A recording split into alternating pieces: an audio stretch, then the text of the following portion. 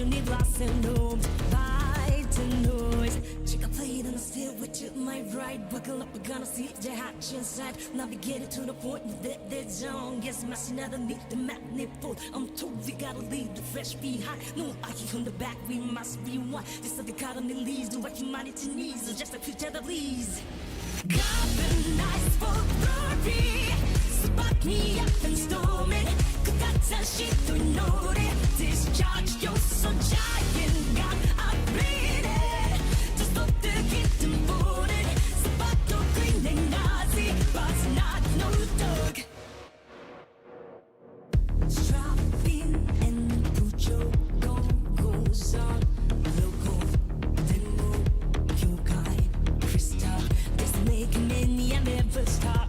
Fabrication, let's monopoly, I can't get us. I did look. That is so much go go to my right. Buckle up, we're gonna steal your hot inside. Tech scale, I let the soil with it. This zone gets messing out of needs to match in mode.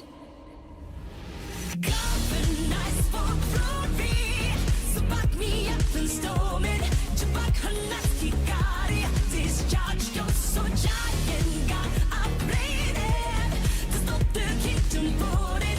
Your hot Yatoshinachi. What's kind of so tough? Shattered by the sun. So we hop into Satsu Kyojo. Ook fabulous love. Join the X-Afraid. Don't you lose control. Hardcore casually. That is stagnant.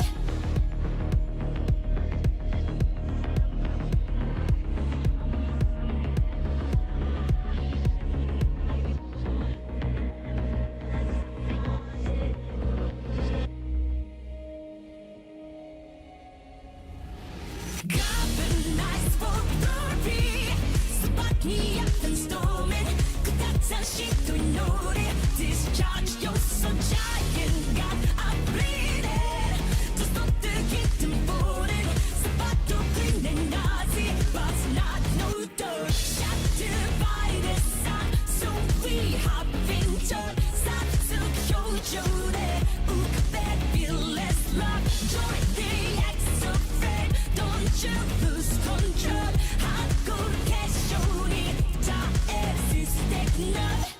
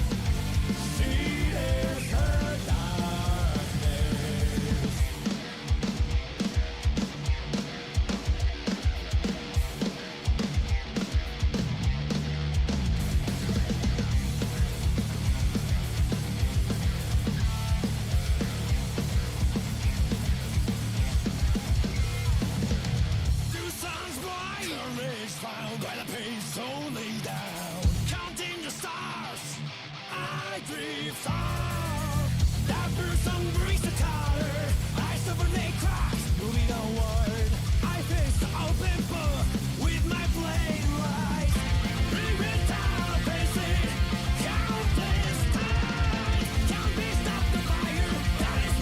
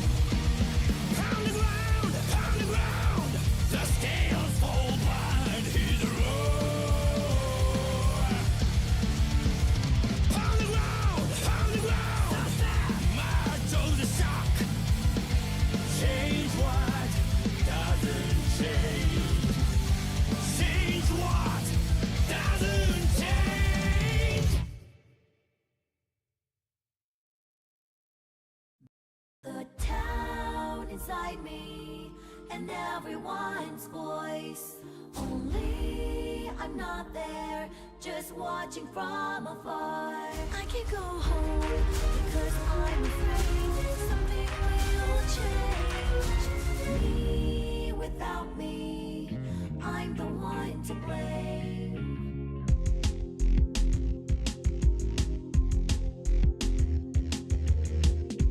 I moved on by my own will. I had nothing else I wanted to do. Was it hard? But I didn't hate it. I did not even like it. I've been patient, but it was bearable. I've had the gray haze for a long time though. I never found out what it was. It's my stress, that's for sure. I never wanted to run away. I was very motivated. Then what is this feeling? Who would I ask? I've been patient, but it was bearable. I've had the gray haze for a long time though. I never found out what it was. I taste like vegetables I don't like. The town inside me and everyone's voice. Only I'm not there, just watching from afar. I can go home, cause I'm afraid something will change. Me without me, I'm the one to blame.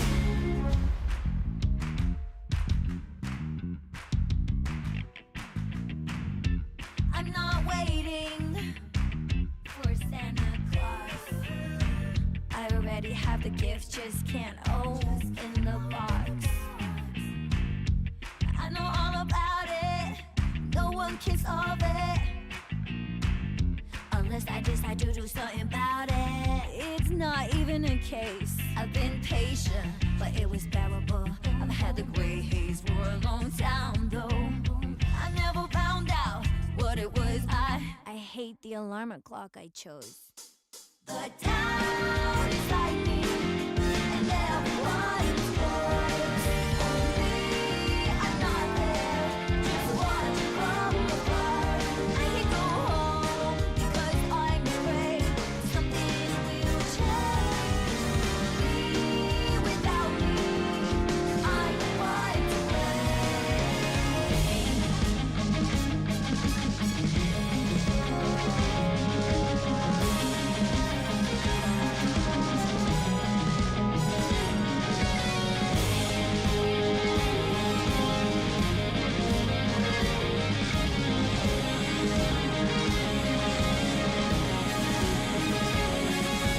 patience, my body is light. Let's paint the gray haze into sky blue.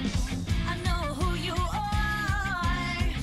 I'm not leaving you again. The town inside me and everyone's voice. Only I'm not there, just watching from afar. There is nowhere to go back, nowhere to go. It's all delusional. Me without me. I go home, the place where I belong. No matter what changes, no longer change me. No matter what change, no longer change me. I can feel the light even after the sun goes down.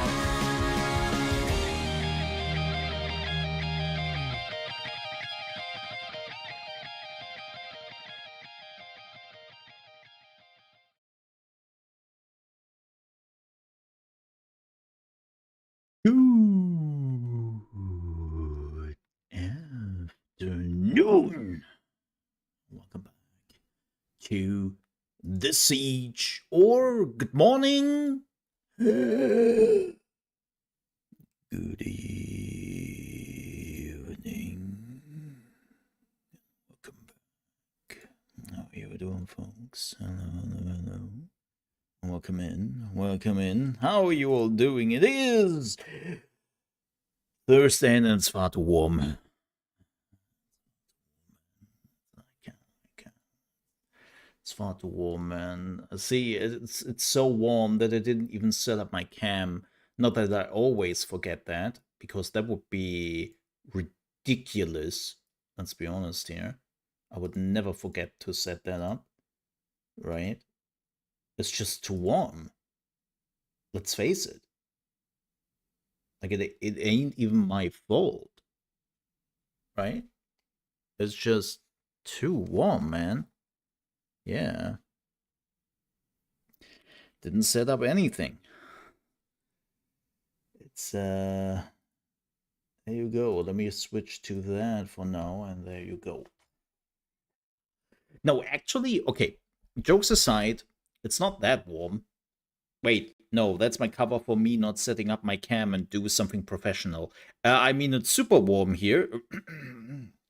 No, but we are getting the mega heat. This weekend on Sunday, we're getting like 34 degrees Celsius, and I'm like, brother, don't do this to me, man. Like, don't. And so for a lot of people don't know this, but I have like a window front here. So you don't see this, right? But on the other side of my desktop, it's basically just glass. Right? It's just glass. It's beautiful. Right? Amazing in the evening. You can look outside the city with the lights and all that. Fantastic. Fantastic. One summer, when the sun says, "Hi, Mole. How are you doing today? I hope you have a productive day. You wanted to work on your PC?" F you. Yeah, that's my life. So fantastic. Also, happy June 10th to all the people who are celebrating that. I know it's not like everyone does, especially depending on where you live, but for everyone who does, happy holiday. Yes, because that's a good day. Speaking of which, we are checking out the Ara History Untold Scenarios, lol. And of course, the newest patch, which is 1.4. Thank you very much, Stardog, who were nice enough to slip me a little note with a key on it for the DLC so that I can take a look at that. Now, I would have done that regardless, but still very nice and kind of them. So yeah, thank you to them, and we would check it out. We will see like what's in it. Is it worth it? I'm always like it's kind of interesting. So you might not know this, but oh gosh, about 2 years ago, I made a video about Total War Warhammer 3, who had the Chaos Dwarfs coming in as a DLC, right? And I made a video about it, and I really liked the Chaos Dwarfs. I thought they were really good, and they really added like a whole faction with everything to the game. But it was $25.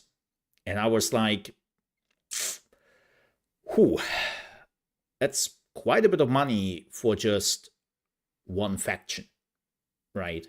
So I was debating, hey, you have to consider for yourself if that is enough or if that is okay money-wise. And I literally had somebody coming in the comments ripping me a new one, because how dare I to say that $25 is a lot of money, and how dare I to ridicule the DLC and, you know, like not tell everyone that $25 is the least they should pay and they should be happy not paying more. And there was the moment where I realized for myself, who the fuck are you? to tell other people like how much worth $25 are. Like for some people, $25 is nothing. Like they don't even notice that that money is gone. And for some people, shit, they can basically buy food for the next 4 or 5 days or so. Like don't tell people what money is worth to them, because it's different for everyone, right? So I'm always a little bit, what's the point? My point is, I'm always a little bit careful with like telling people how much worth a DLC is and if it's worth it or not, because everyone has a different view on that. The same goes, of course, for games in general, right? I'm always trying not to tell people if this game is like worth their time. Like this is what I'm doing in my reviews. I take a game and then I tell you what's in the game, what I liked, what I didn't like, and then I will tell you, okay, if you're liking those particular things, this might probably be the game you want to play. If you don't like those particular things, then stay away from it, right? Like that's basically what gaming is. It's a big buffet, and you have to pick like the options you like or don't like, right? So yeah, but of course, there are of course games where I can tell people you might wanna stay away from it for now. Civilization 7 is a wonderful example of this. Like when people are asking me, which game would you like tell me to go into? Is it Ara or is it Civilization 7? Then I would say right now Ara. Of course, with an asterisk, because Ara is taking a very different direction than Civilization does in what they do, especially with the building chains and whatnot. And you might or might not like that, right? There's an asterisk to that. But the problem with Civ is, even if Civ, or not even, but the problem is that, yes, Civ has like kind of a goal where they want to go with it, but they have botched it so badly that right now, even the basics of Civ 7 do not work. And when the basics don't work, then we have a problem, right? I mean, it's insane. Like for everyone who stopped caring for Civ 7, it's insane what is happening or has happened to the community. Not only is everyone playing Civ 6 now, if you're looking at the Steam numbers, like we can actually do that. I checked it yesterday because I was talking to a buddy of mine. They had like 30,000 playing Civ 6, right? And they had 4,000 playing Civ 7. And I was like, oh boy. Oh boy. But not even that. Like, did you know that some big YouTubers, like large YouTubers, who are normally, let's say, the go-to buddies for Civilization and for the developers and for the publisher, even they made videos of, I'm done. I'm sorry, I can't do this anymore. I'm done. I will do something else. I will probably go back to Civ 6. I can't do this. Like, when YouTubers with hundreds of thousands of subscribers are telling you that, who are normally very friendly to the Civ brand, you have a problem. You have a problem. Like, and keep in mind, I'm not somebody who does hit pieces or does those YouTube videos where they are like wailing on every week to tell you how shitty a game is. I'm not doing that. But this is like just oof. And believe me, it sucks. I'm not happy about that. Like I'm one of those, and I will say that, don't take it the wrong way if you're one of those too, but I am one of those complete idiots who paid $90 to get into the game early.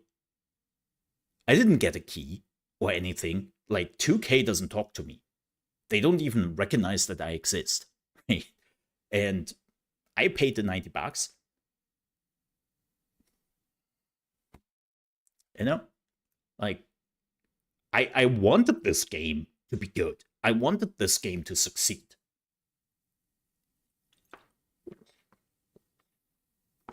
I mean, it's Civ. I've been playing Civ for decades.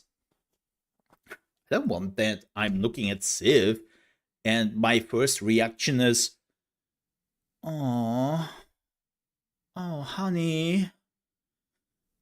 Let's put it down. Right? Like, I hope they can turn it around. But the problem is that some of the base mechanics are broken. And fixing base mechanics is much harder than building with a foundation and build on that. Ara is a wonderful example of this, right? Was Ara perfect when it came out? No. No. Gosh, no. No. But the foundation was absolute solid. And you could build on that. That's just, how it goes. Yeah, I'm by the way, folks, I see your messages and I agree with you. And I'm also looking forward to seeing the new Earth map. Like, we have so much to go through. Before we do this, I have some quick housekeeping to do. Sorry for all the people who are like, where's the Ara gameplay? Shut up and play! Know what we are doing here. We are doing a little bit of housekeeping because I'm not streaming that often anymore. I'm focusing a lot on my YouTube channels and the videos I'm posting there. And yeah, I always have to do a little bit of housekeeping because A, this is a great chance for this. B, not everyone is checking out my other YouTube channels. Most people don't even know that there are other YouTube channels I'm having. And so yeah, just a quick note here, right? Just a quick note if you're wondering why we are doing this. So welcome to the Mole in the Morning portion, which we are doing right now. And then, of course, we will have some nice hours and hours and hours of Ara History Untold in front of us. But quick housekeeping here. Yeah, if you're wondering why Mole under management has been a little bit quiet, the answer is there's not much going on. I have a video for a game I have been playing, a preview, coming up tomorrow.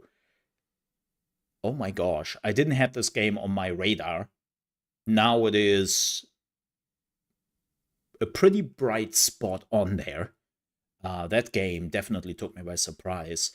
And yeah, we will talk about it tomorrow in the video. It's good. It's good if you're liking certain games. But we'll see that tomorrow. Right.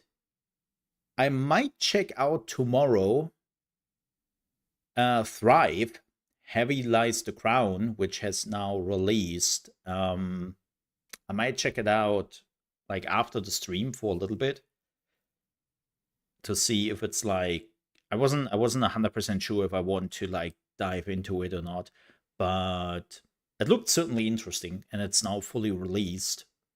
It came out just a few hours ago, and we might check that out tomorrow live on stream. I will see. Also, there is a new Dune video coming up on the Mole RP channel in just half an hour. I think it's half an hour.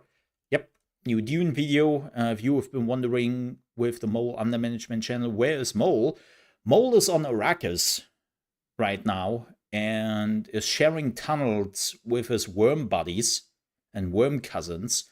They are quite hungry, and it's not so great. They try to eat me quite often. So I have been playing a lot of Dune in the last nearly 2 weeks. The game has been out. I'm now at 100 hours. No, I shit you not. I'm now at 98.9 hours in the last 2 weeks. I have reached now end game, and I'm like kind of in the end game and all that. But yeah, if you have been following my Mole RP channel, you know what's up, you know what's going on. We had a live stream yesterday, and like basically 2 videos per week, and it has been definitely consuming my life a little bit, but I can already see that I'm also slowly reaching the end of it, because fuck off. You did it again, you glorious bastards. You did it again. You don't have an end game. Which was to be expected.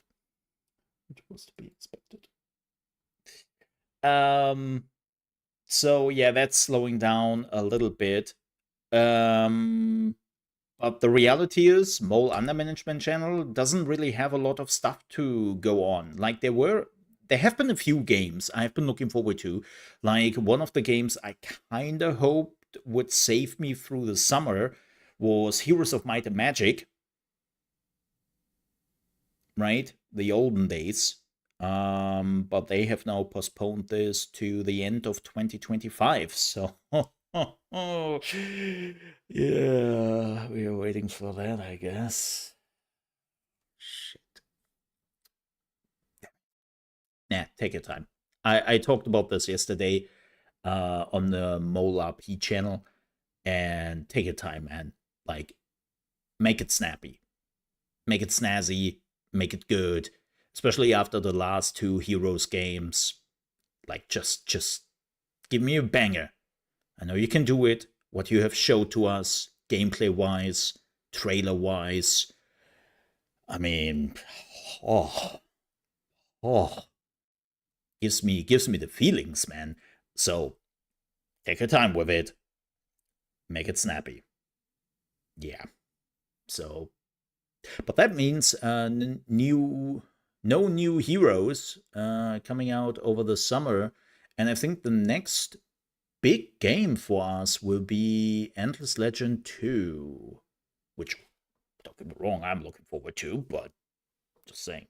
Yeah. Keep in mind, though, as always in July, I will take a break. I always do that. Because it's summer in the video game industry. Nothing really much is happening, as it is every year. I mean, I've been working in this industry now for over a decade, and I kind of know when the lull is coming in, and summer is one of those. So July, I will take like a vacation, as per usual, and then I will be back energized. But I will. Speaking of July, Mecha Break is coming up on the 2nd of July, which I'm really looking forward to. Now that's on my ChaosMole Plays channel, which is my 3rd YouTube channel. And if you're wondering, why the hell do you have 3 YouTube channels? Ask YouTube. They don't like it when you are diversifying too much. They punish you. So you want to have different channels for that. Believe me. I tried to do one channel many years ago. Disaster. Absolute disaster. So, yeah. That's where we're at.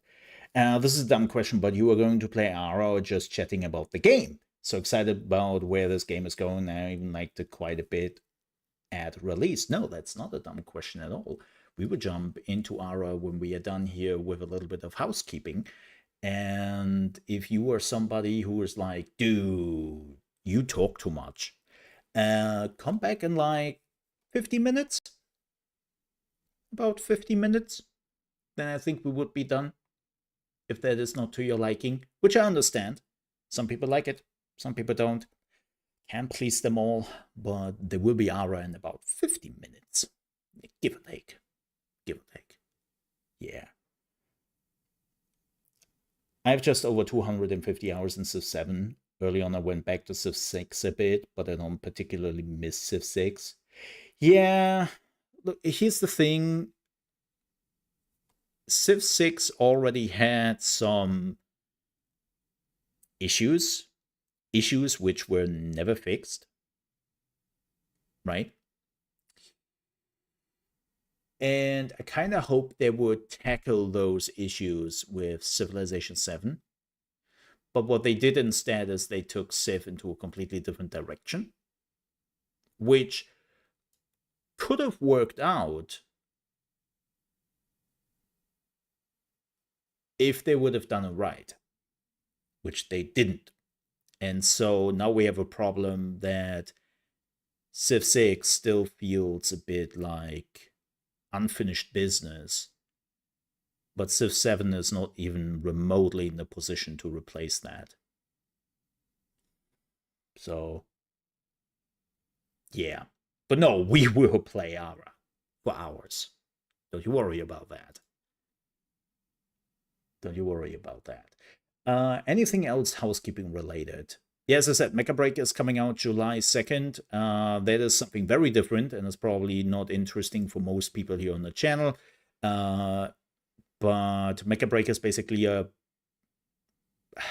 Gundam hero shooter. It's really tough to describe the game without playing it. It's really good. And I was one of the top 250 players worldwide by the end of the beta.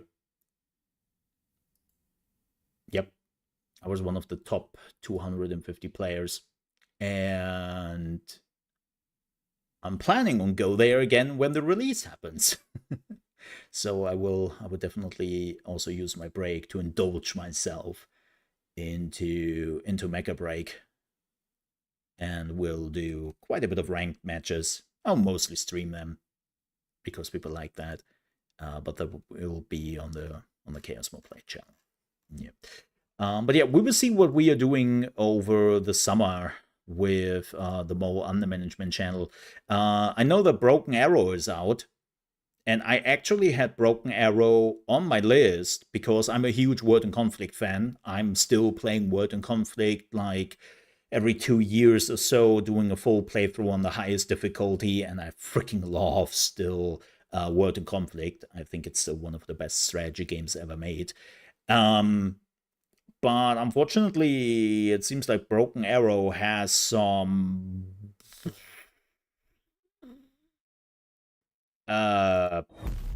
huge problems as it stands. Performance-wise, things are not in which should be in.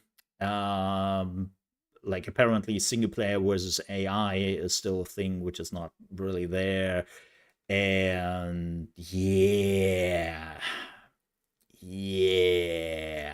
it's like a lot of people basically saying this should have gotten an early access tag more than anything, and instead they got the full release, which it's apparently not there yet.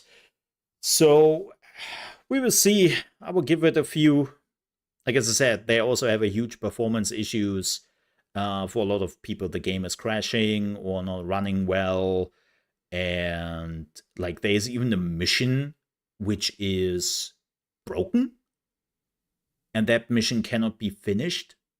But it's like one of the main missions. So people cannot continue. This is a weird trailer. Can I just say that? This is a weird trailer to show for a strategy game. I know people they wanna show the amazing graphics and the action and all that, and they are probably explaining something like what the vehicles do and all that. But that is still a weird trailer for a strategy game, for an RTS. Yeah. Yeah. Nice camera work though. So yeah, it's on my list, but I would give it a little bit of time before I jump into it, because apparently it has release issues. Hey, another game which is not having release issues. Sucks. Always sucks. Oh, I completely forgot. Hold on. tomorrow is the Chrono Odyssey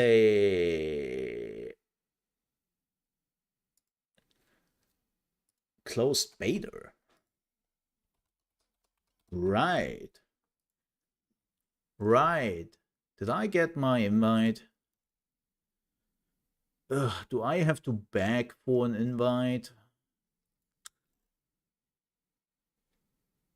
I might have to beg.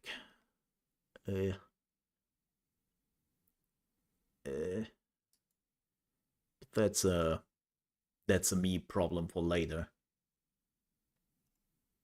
Yeah, that's a me problem for later.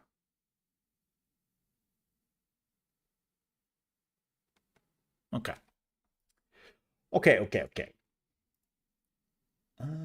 What else do we have? Let me just. Oh yeah, quick gaming news here. It's not much, but it's a living. No, actually, we have only one news, and then we are jumping into gameplay. This is an interesting one. So apparently, Pearl Abyss has put CCP games, you know, the creators of EVE Online and some other games, up for sale. Which is interesting because the Korean games company has been buying CCP games all the way back in 2018.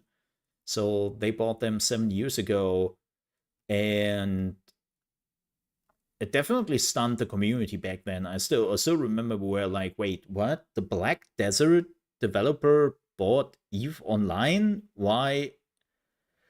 Huh? Weird.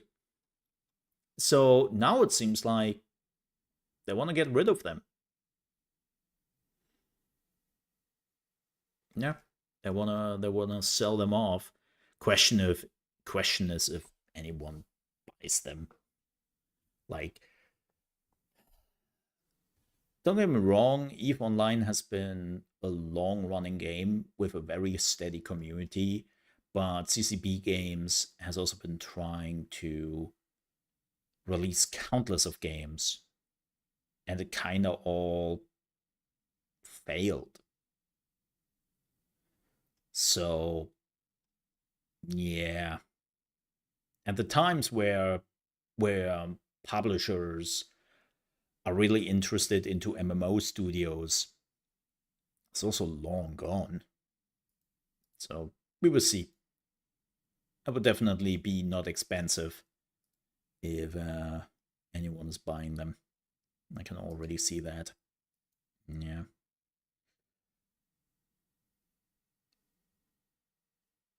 Alrighty. But with that said, let's play some video games. I don't have anything else. Let's play some Ara. Let's play some Ara. Let's see how this goes. Oh boy, oh boy, oh boy. I'm looking forward to this. Like, I'm really hyped for 2.0. Like, I know that 2.0 is the next big one, right? And man, I am curious to see what they are doing with 2.0, because 1.4 has been already, like, I just read the patch notes. I love to do that. And they have been massive. They have been massive.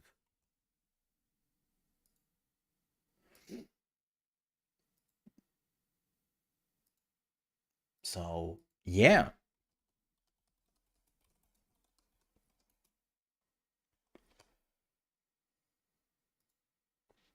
Also putting that up.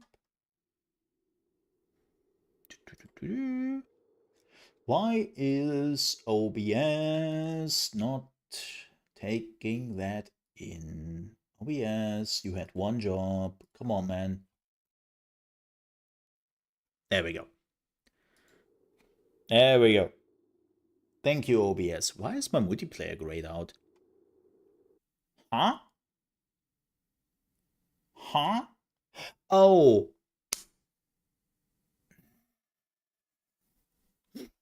Wait.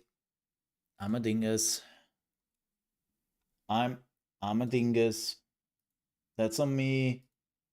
That's on me. I'm sorry. I'm on the wrong branch. I'm on the secret branch. Let me just... The secret branch does not allow multiplayer.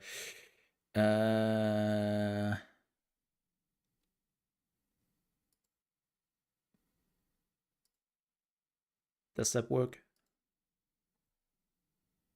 That does work. Okay. Yeah, I was the secret branch. My fault. Let's do this. Also, where's my... Did it deactivate? Oh.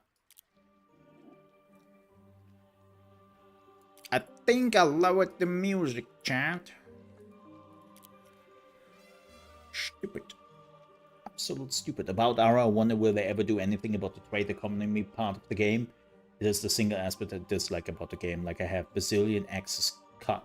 Yes. Actually, yes. Apparently 1.4 was supposed to do something about that again. And from what we hear, like, keep in mind this is just teasing and, you know, too many people are reading too much into what was teased. But apparently 2.0, which is the next mega patch and which is supposed to come out around the first birthday of Ara, they want to do like a huge rework with a lot of the fundamentals in the game. So I know exactly what you mean. Right? They are resources you have in abundance. And then there's some other resources you can barely scrap by. And as I said, 1.4 was supposed to already do something about that. Which we will check out. Also, is this a new background? Huh. Probably not, and I've never seen it, but... Well, maybe I have seen it and I've just ignored it, but whatever. With that said, let's play a scenario. Because that's what the DLC is about, right? That you are actually playing a scenario. And that is exactly what we are doing here.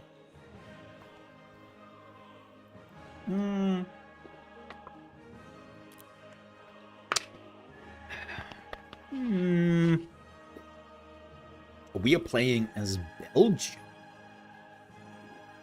Interesting. Clash of Continents. We're playing as Spain. Hey, there's the Terra map. There's the Terra map. Style of agriculture. Oh, wow.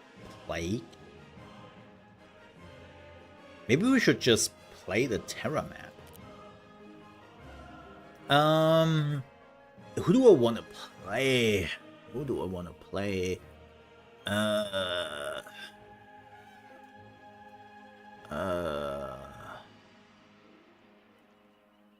That's a good question. That was a very good question.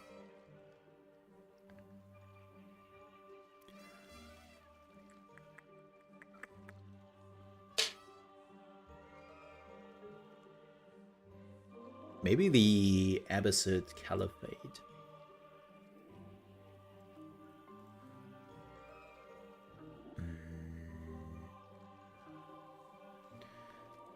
I don't want to do Roman this time. I don't want to be too aggressive. Man, Russia.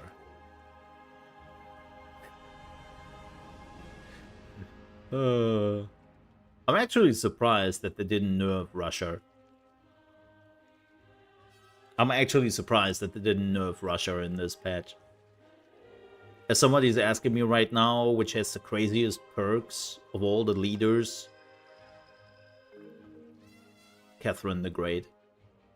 100%. She has just crazy stuff. Like, she was always good, right? I remember when I made the tier list for the leaders, and even then, Catherine was an A leader and was pretty close to S. But if I would have to make a new ranking right now, 100% S. 100% S. No questions.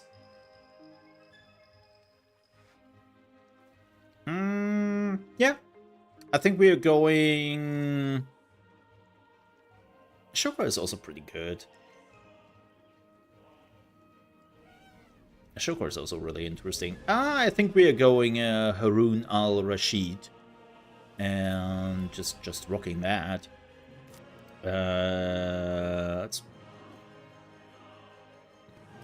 Let's do Duke. Because apparently the patch notes say they have also reworked the AI. And now the AI is doing some heavy lifting. So we will see how true that is. Let's go. Let's go. I'm always a fan of research. I'm always a fan of research. I'm one of those research people. To be the rightly guided. Yes. Whoa. Whoa. Whoa. That's already different. Whoa.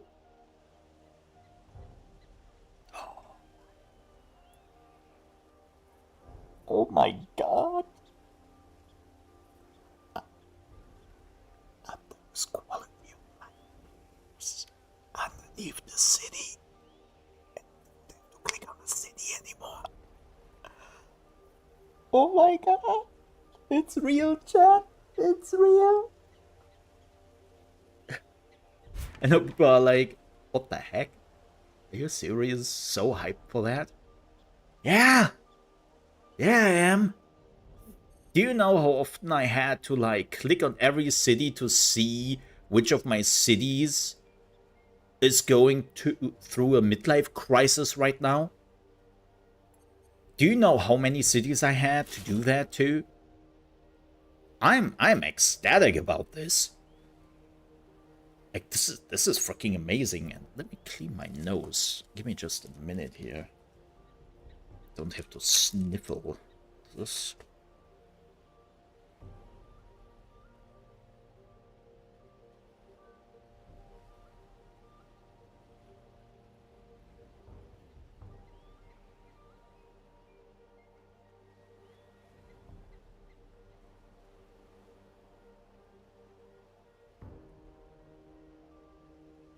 That's much better. That is much better. Also, I just realized that my ugly mark is in the way. I know there was always a place where I could put it, and I've completely forgotten where that is.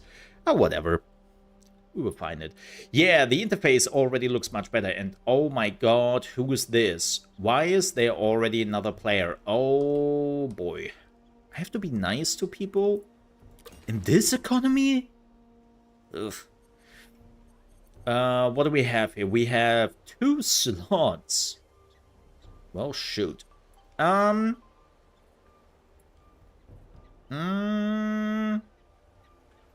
are we looking on food? We have 3 food. That's not a lot.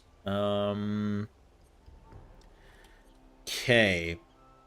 So I probably want this area as quickly as possible because of the copper, right? This one's really good, and there is another player, so I want to grow as fast as possible. Thinking about a farm or a scout.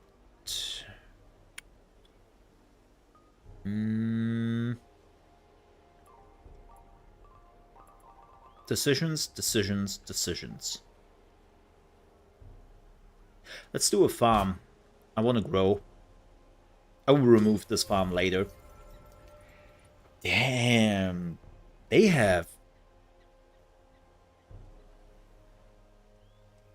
Also, stable 60 FPS for now.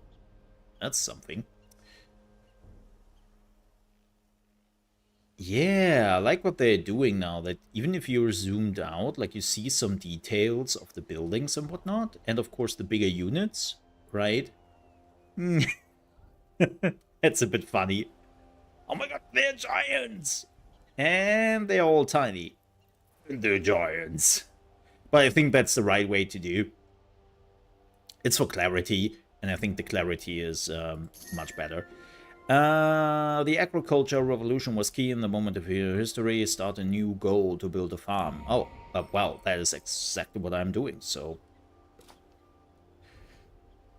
Good me to do this before we're actually reaching the goal. Yeah, this already is so much cleaner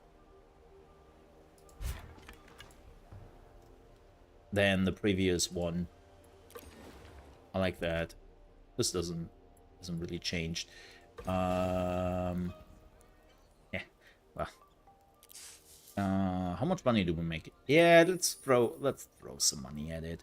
Let's throw some money at it. Come on. Next.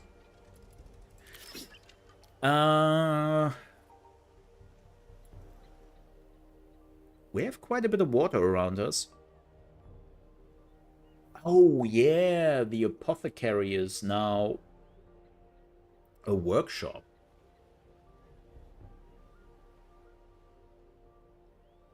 Or industry, not workshop, sorry. Industry. Brain fart. That's interesting. Yeah, before that, this was a science building. Now it's industry. Yeah. But this hasn't really changed.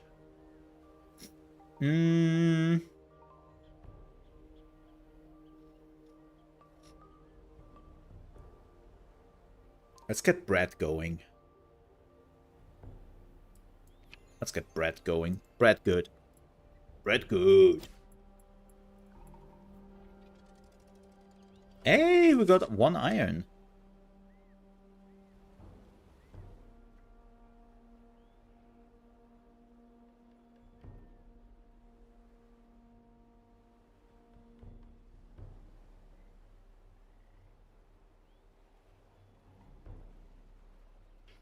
I really hope they found a solution to the iron issue in the Bronze Age. I never liked that. So if you're wondering what that is, basically you can produce swordsmen, right? But you need iron bars for the swordsman. And you get the swordsman in the Bronze Age, but you don't really get iron bars. And you cannot create bars with, let's say, copper. Right? Like, that's a bit... Or, well... You can, but much later. Oh yeah, bronze working. Do they finally give you the... Let me see.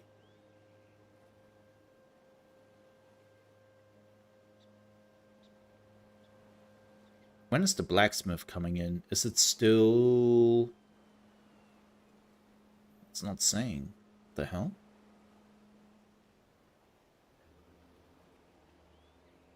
I hope this is unlocking with... We will see. Now this one, please. Go, go, go, go. And we have our first boost. We have our first boost. Let's go. I have to admit, where does the Abbasid Caliphate start? Why is my history brain is not working right now? Somewhere Middle East to East?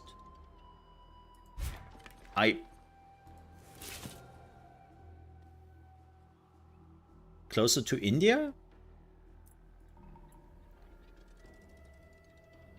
What's going on with the water? That's interesting. Hey! Nice. Let's get herbalism. Boom. And we have a claim. Well, I already know which claim I get. Boom. This is mine now. Mm-hmm. Let's get a scout out. I want another scout.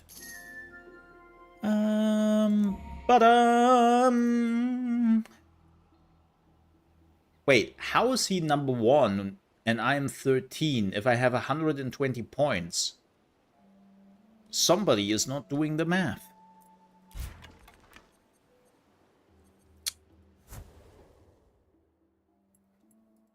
Unbelievable.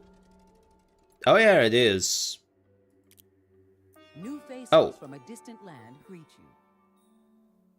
Did I seriously ask where the Caliphate is coming from?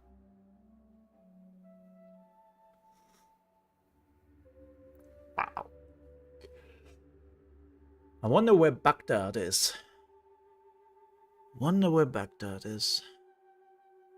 South America, right? Somewhere in Brazil? Right? Right?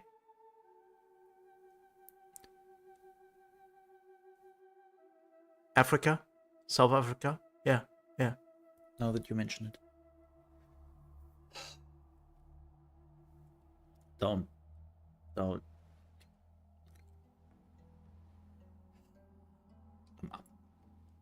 never said I'm smart. Okay? I'm a dingus. And I'm a proud dingus. Just saying.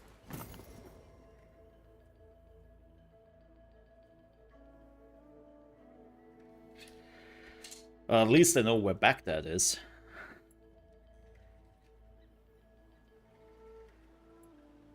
I was, of course, joking. I know it's Australia. Oh, we already have a Casus Belli? Nice. Hey! Cotton! Man! Does somebody need cotton? Speaking of cotton, does somebody need cotton? By any chance? I have some cotton. Oh boy.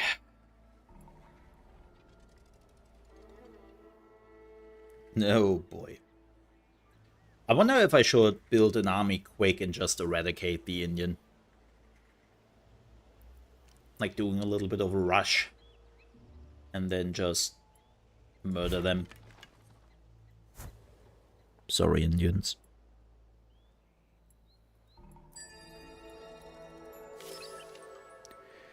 Herbalism. I don't like fermenting. I will probably skip fermenting. I think they have actually buffed fermenting now. And they have also made the fermenting pit a little bit easier to build. Which is okay. But you can also get it with hospitality again. Right? So yeah. I'm normally skipping fermenting. Fermenting is normally one of the things I always skip. It's not worth it in my opinion. And I know that's my opinion. Hey, elephants. I like the new icons. Much easier to read. So much easier to read. I can just go over the big overview map and can immediately spot where stuff is. There were too many moments, especially later on, when new spots come in, when you already had a city in this area, where you were just looking for the resource. I had a huge problem with iron. When iron was popping up on like some of the darker patches on the world map, it was always like this. Is that iron? I think it's iron. I know that's probably a me problem. Because, you know, colorblind and stuff. But still, I think a buddy of mine had also problems with it. Now his excuse is that he is an old ass, but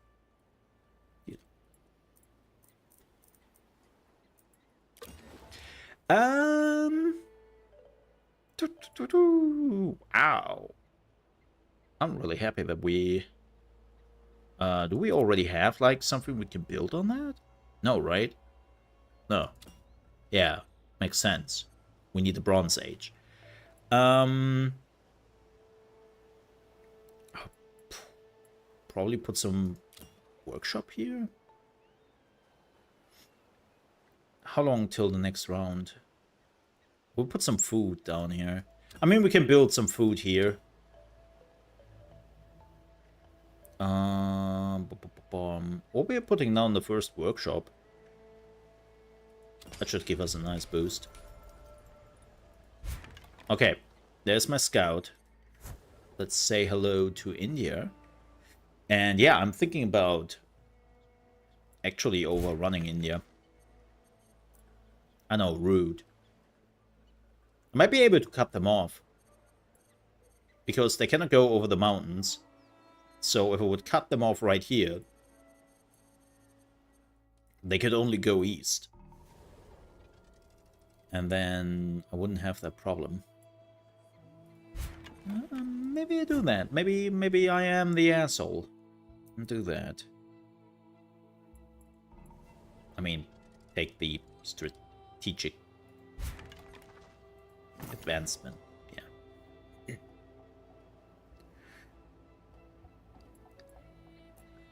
Yeah. What was my perk again for... Oh, I get plus 10 relationships with nations for 10 turns after completing a masterpiece. I still cannot believe that this is not stacking to a certain degree. It's kind of... This part in particular feels a bit weak. But that's just me. How are we with India? I mean, can we do some good old trade agreement? Bada boom, bada bam.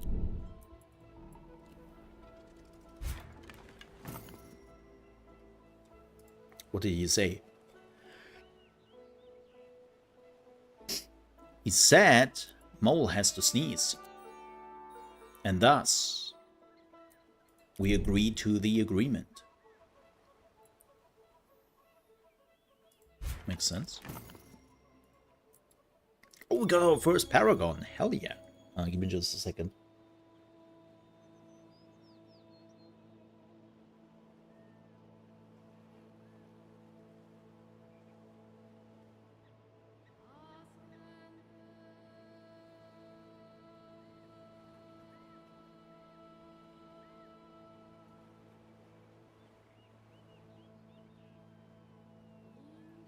I think I would take Eratosthenes over my researcher, and this one's really good. The 100% extra research. I love that. Greek scientist and chief librarian at the Library of Alexandria. Do I want a masterpiece? No, I don't want to really put them into masterpieces right now. This is not really doing anything. So we would just put them into science for now. We will swap them around later. Just for now, the 5+ is nice. We got an event. Prestigious nation requires a majestic residence for its Oh, the leaders. palace. So weird. Hey, Hey you! Benevolent leader! Build us a palace!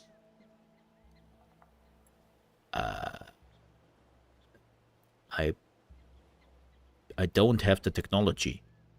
I can't build it. Boo! Boo that man! Boo! It's like so weird when they ask him for it and you don't have the ability to do it. It's like, huh? How am I? Huh? Alright, bronze working. Yes. So we would definitely build a city here. We will definitely do that. Yup. Yup. I'm pretty sure that, especially later on, there will be quite a bit of oil down here. Yeah. Just a feeling. Just a feeling, you know? Can't explain it. But, yeah. I have a feeling there will be quite a bit of oil here.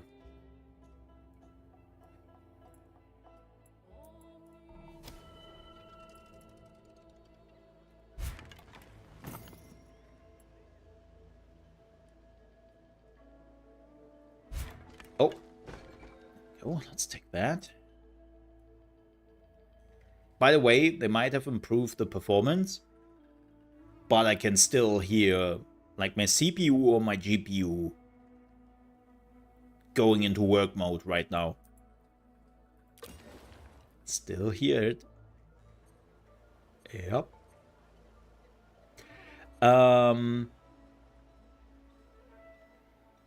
Man. Growth is slow.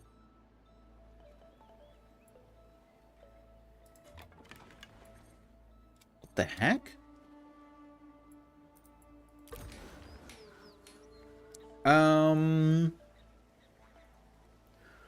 For now, let's give me some tools. Show me what you got. What do you got? Oh, that's bad. Oh, that's bad. That's bad. I don't think we have the resources really yet to boost this. Well, just do your thing. We come back to that. Yeah, I neither have any of the resources to really push for it.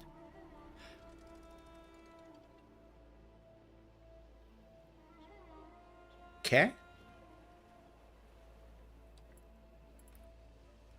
Greek? Hi there. Hi. A new power arises in your world. Yeah.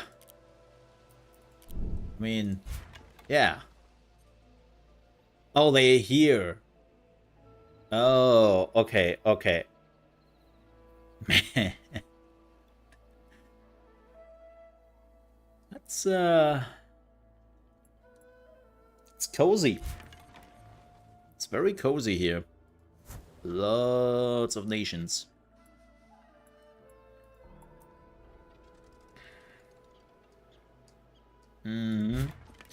And that should be Turkey? Well, yeah. Not. You've come into contact with a foreign nation.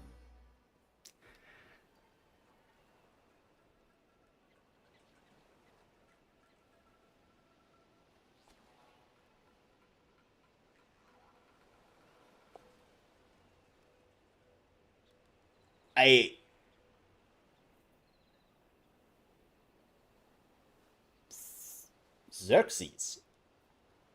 But Persia is over there.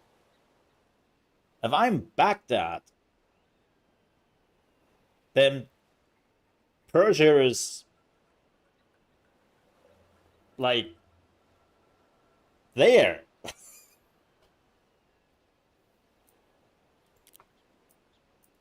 Like you should be technically, you should be here.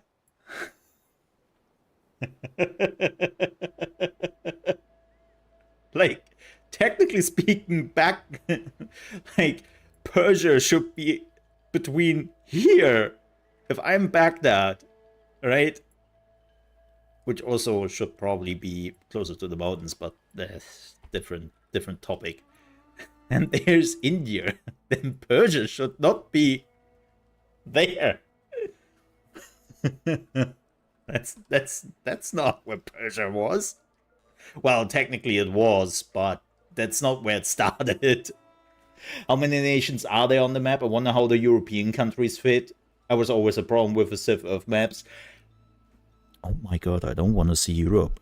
Europe must be a mess. I assume that Europe is already at World War One. They're just having World War One, like,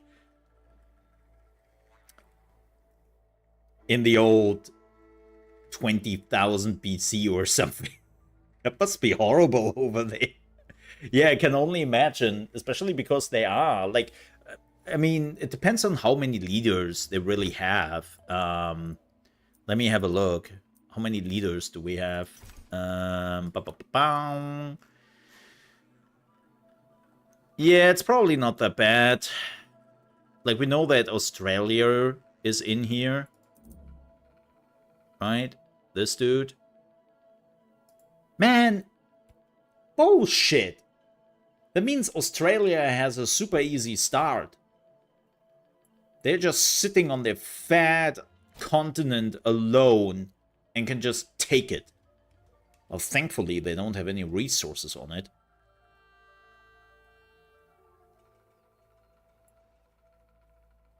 But still. Like bullshit. Boy no older than 16 enters your court. Let's do security for 10 turns. I'm not really planning on that. I play with 22 nations. Europe is absolute chaos. Oh, I believe that. I mean, we have how many here? 13? Yeah, we have 13. And I couldn't really do anything. Keep in mind, this is a scenario I'm playing right now, right? Like, keep that in mind. This is a specific scenario. So, yeah, I don't want to... I mean, Europe gonna Europe. Right? Europe gonna Europe. But I can already see that this map is probably bigger than a lot of the other Ara maps before that. Like, Ara always had the problem, and this was one of my biggest gripes with Ara till today, and I'm hoping with 1.4 they have actually done quite a bit about it, was always the size of the maps. Like, it always felt like when you started out, you always had like 3 or 4 other nations right next to you, right? And yeah, the maps, even on the biggest map, was not that big. And apparently one of the reasons for that was performance. They just had performance issues. And 1.4 apparently fixed quite a bit. So there's hope in the land of Ara. Mm-hmm. Mm-hmm.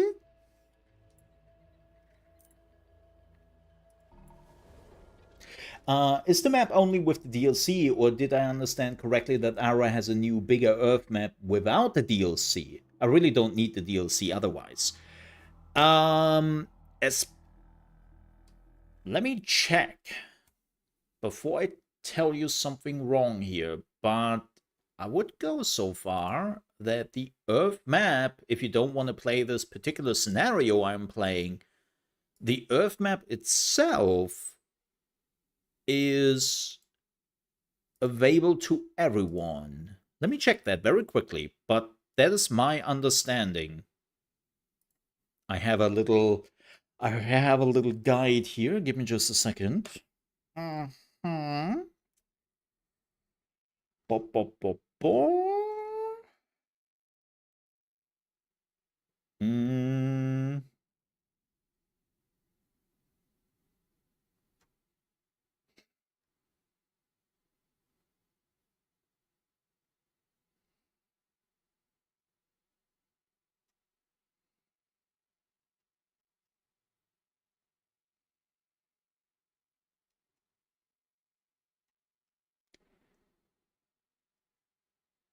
Okay. Let me see.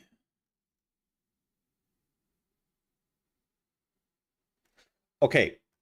So yeah, it seems like the map, like the size of the map, is available to everyone.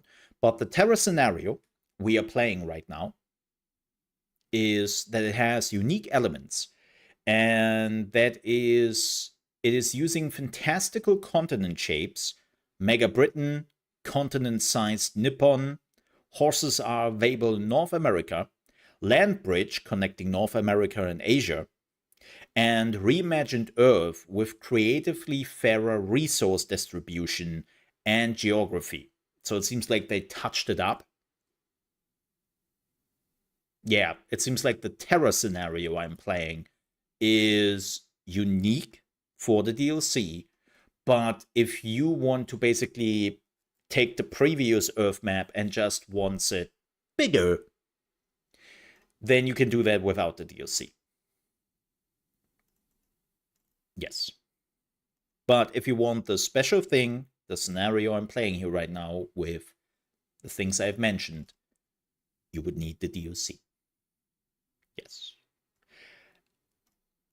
By the way, what the DLC includes is historically imaginative strategic challenges, customized maps with realistic and creatively reimagined resource distribution, unique units, tech trees, and asymmetric gameplay dynamics, engaging scenarios blending authenticity, I always love that word, with creative historical twists.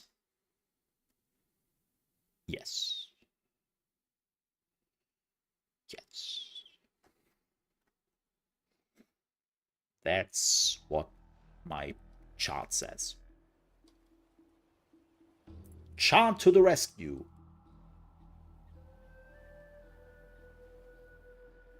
As an Irishman, I'm not happy that I have to pay money to be to be the Irish culture. But Britain is free with the base game. Aww. Aww. Yeah, I kind of funny. So a buddy of mine started Ara with me like a month ago, and then Dune happened. War! That's war! Oh, wow. Whoa, whoa. Yo, a lot? Yo, the spearmen look great. Yo.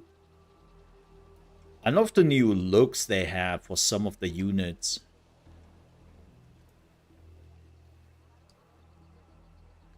Cool. Yeah, they also said, by the way, with patch 1.4, they want to put in more and more specific units for specific countries. Right? So that you are looking at the units and you go, ah. Right, I think they made an example with the, what was it? The Inca? I think it was the Inca, where they have more feathers and look more like they have the jaguar and all that kind of stuff on them, and they look more like Inca warriors. And I really love that they're doing this now. That they want to diversify the looks of the different units depending on which nation you are playing. Fantastic. And also, that's for free. That's for free. But yeah, a buddy of mine started to play about a month ago with me together, and he wanted to play like certain nations, right? And I was telling them, yeah, this and this nation is there, and you can play them. And he was going through the list of leaders, and he was like, dude, are you messing with me? That leader is not here. I was like, no, that leader is definitely there. 100%. It was like, nah, bro, they're not here. What are you talking about? And then I realized I got the DLCs. I got the DLCs and the leader DLCs, and he didn't. So he was, Yeah. Yeah. He was a bit unhappy. Whoa! Whoa! Are you connecting to Africa?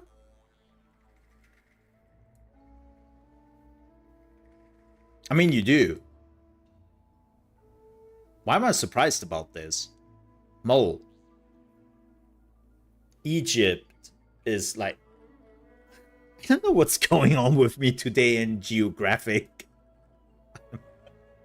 I'm shit with geographics today.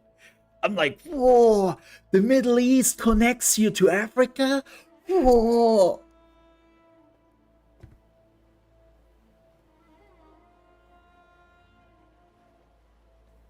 That's the Nile right there, Mo. That's the Nile right there, right there. Yeah. Oh boy. Oh boy. So, funny enough, true story. In school, loved history. Huge history buff. Everything history related, the good, the bad stuff. Loved it all. Geography.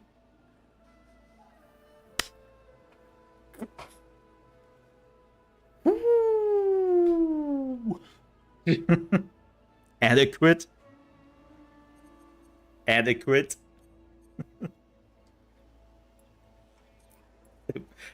Let's say it worked. Look, I was where I knew where I was on the map, and my teacher was very proud of that, okay? My teacher was very proud of that. When I could always point on the map where I was. Good, I was mostly off, like, by a country, but who cares?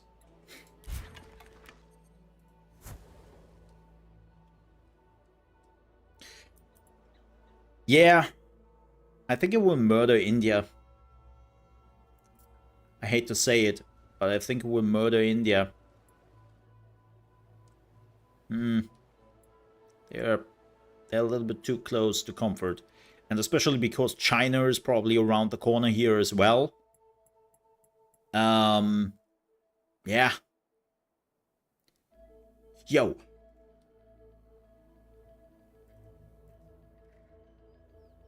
Who is in Africa? I mean, he is definitely there. Morocco. But that is West Africa.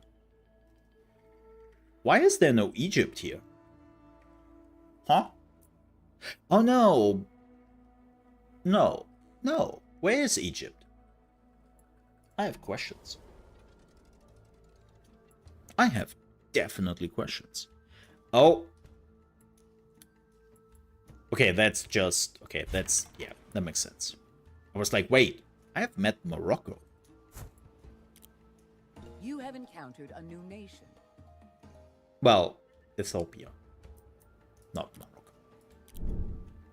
My bad. Close enough. Close enough.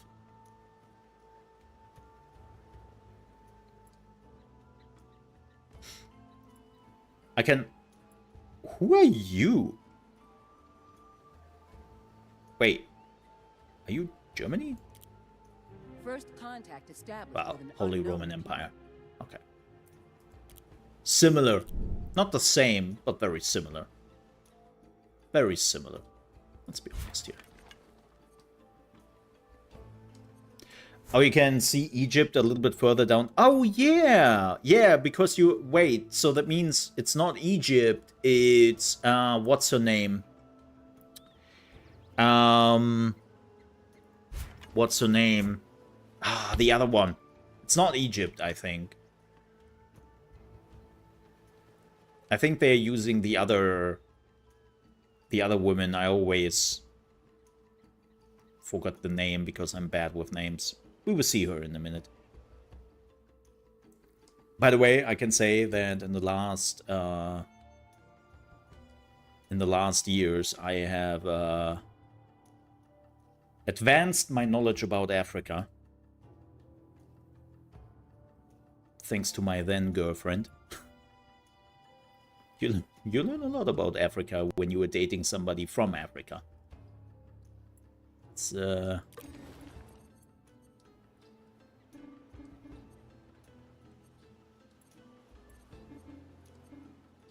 Oh, you were dead. Oh, you were dead. Yeah, no, yeah, no.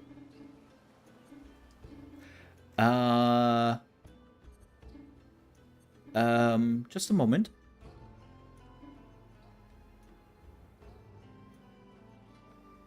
Oh no.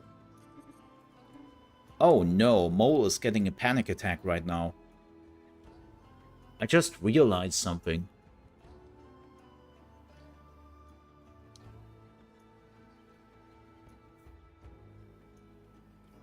Where's my wood? I am a notorious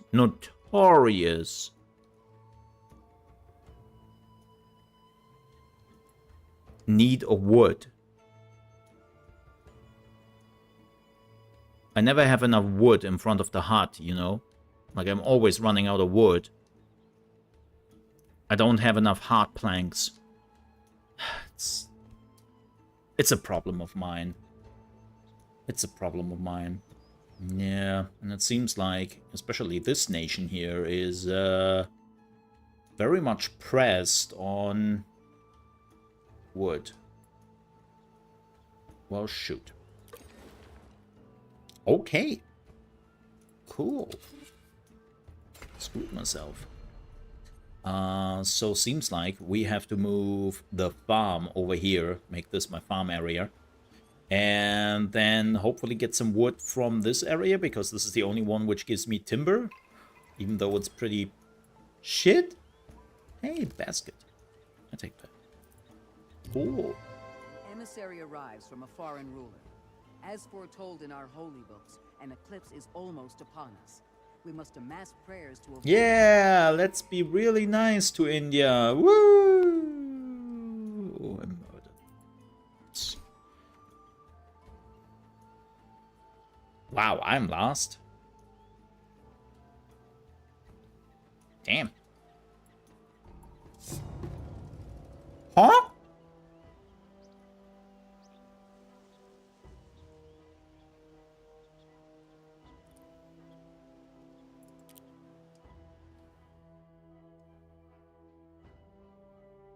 Wow.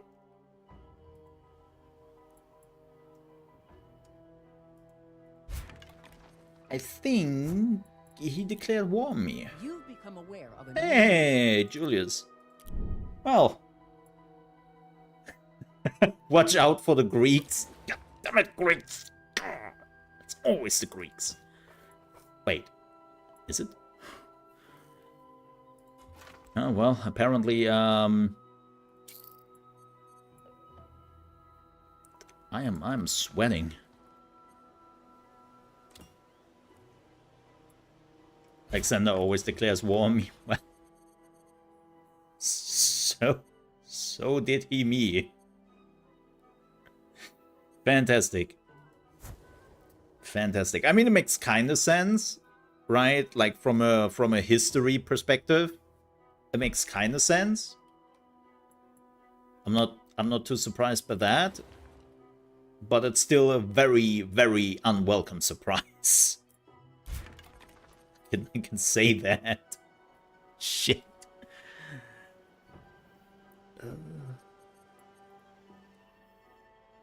Yeah, well. So, India. Hey, buddy. Best friend. Yes. You are my best buddy, and you would not declare war on me, right? Yeah, I knew it. We are best friends, man. I would never harm you. I always saw you as my best friend.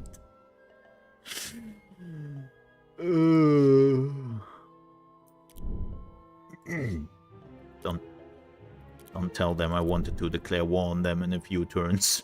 Please don't.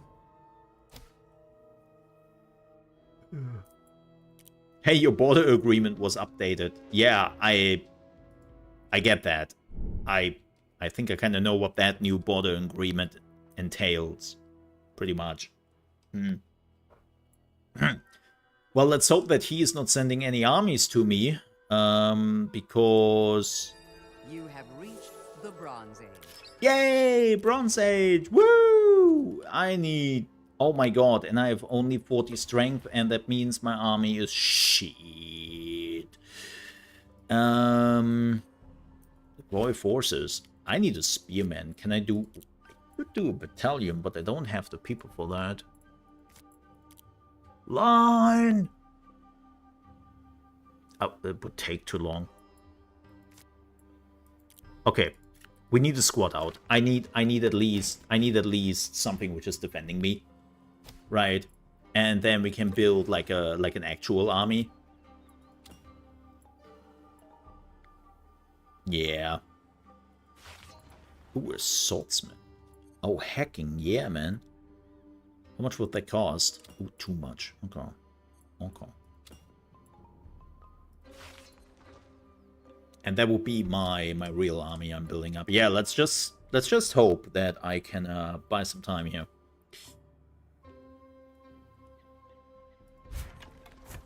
I will admit, I didn't saw that coming. Chat failed me to warn me.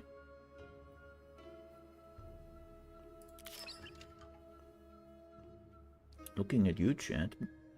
Yeah, you should have told me. What do I want? Do I have horses? Why are there no horses here? Like, come on, man. There were definitely horses in the Middle East. Elephants. I could get some elephants. Decisions, decisions, decisions.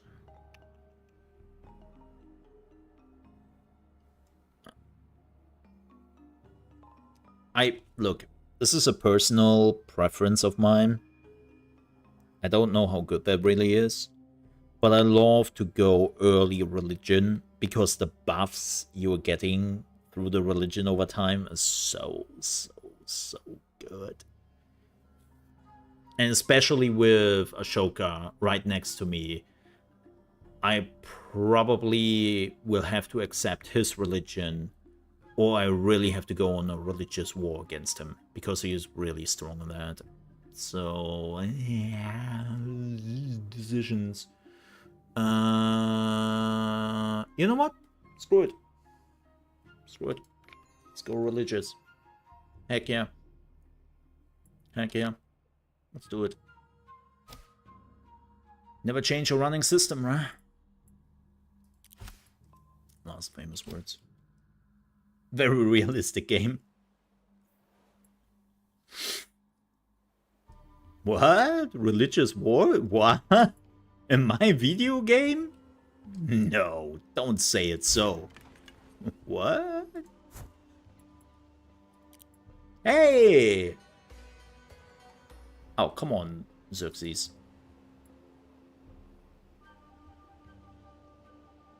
Come on, man. I even have some gold chains for you.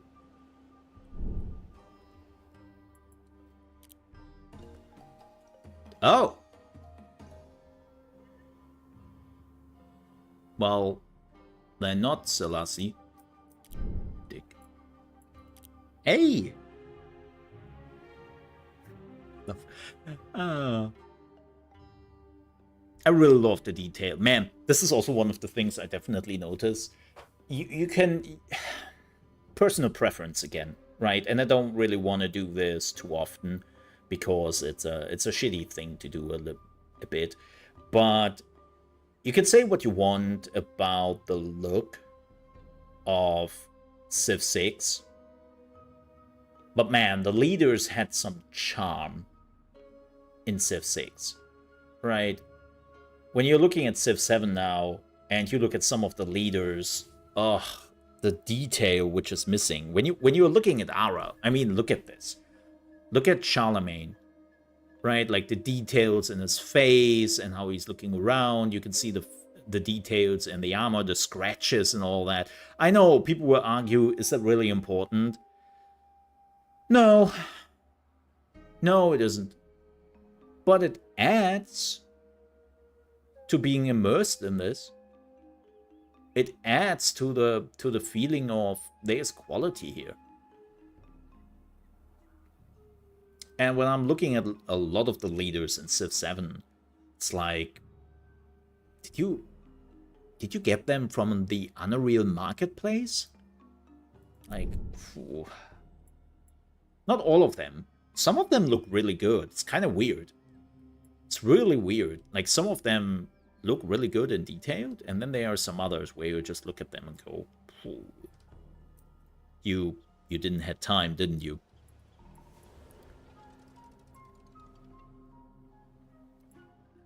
You didn't have time.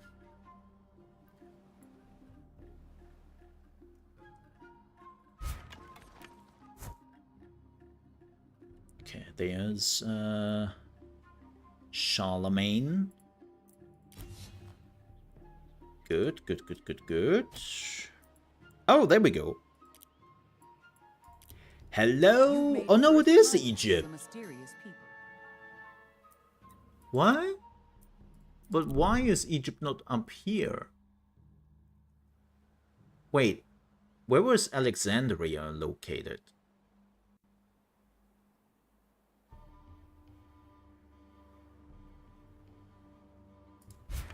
Was Alexandria located here? I always thought Alexandria was more like located here. Again, who am I? I know nothing. I know nothing. Man, everything about Civ 7 is just so boring. Here's hoping EU5 or NO 117 will be good games this year, because I doubt Civ 7 will ever be. Okay. Anno looks good. I'm looking forward to Anno. And yes, I can already tell you, there will be content here. I have been following Anno very closely. If you're wondering, why haven't you done anything to Anno yet? Because right now, the people who have access to it, first, I do not have connections to Ubisoft. Quite the opposite. I wouldn't say I'm a persona non grata, but I have been always very vocal against Ubisoft, and my connections to Ubisoft who work there are more or less gone. So I like most of the people who were able to make content about it are the people who played it, and let's be honest here, who wants to listen to a person who hasn't played Anno right now? You want to go to the people who actually have like this first opinion on something, and I'm not one of them.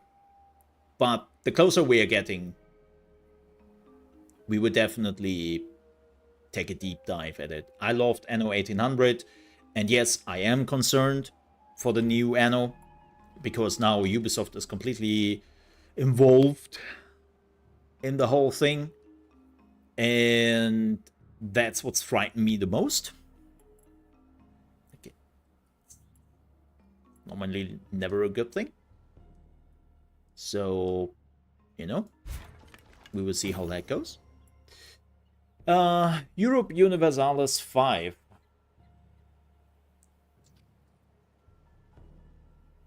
You know, on the one hand, I'm looking forward to it. On the other hand, Paradox has been a little bit mixed as of late. The big difference is, though, that this time, this is not just a published Paradox game, this is also a developed Paradox game. And if there's one thing Paradox should nail after all those years, is a Europe Universalis game. I mean, they nailed Crusader Kings 3.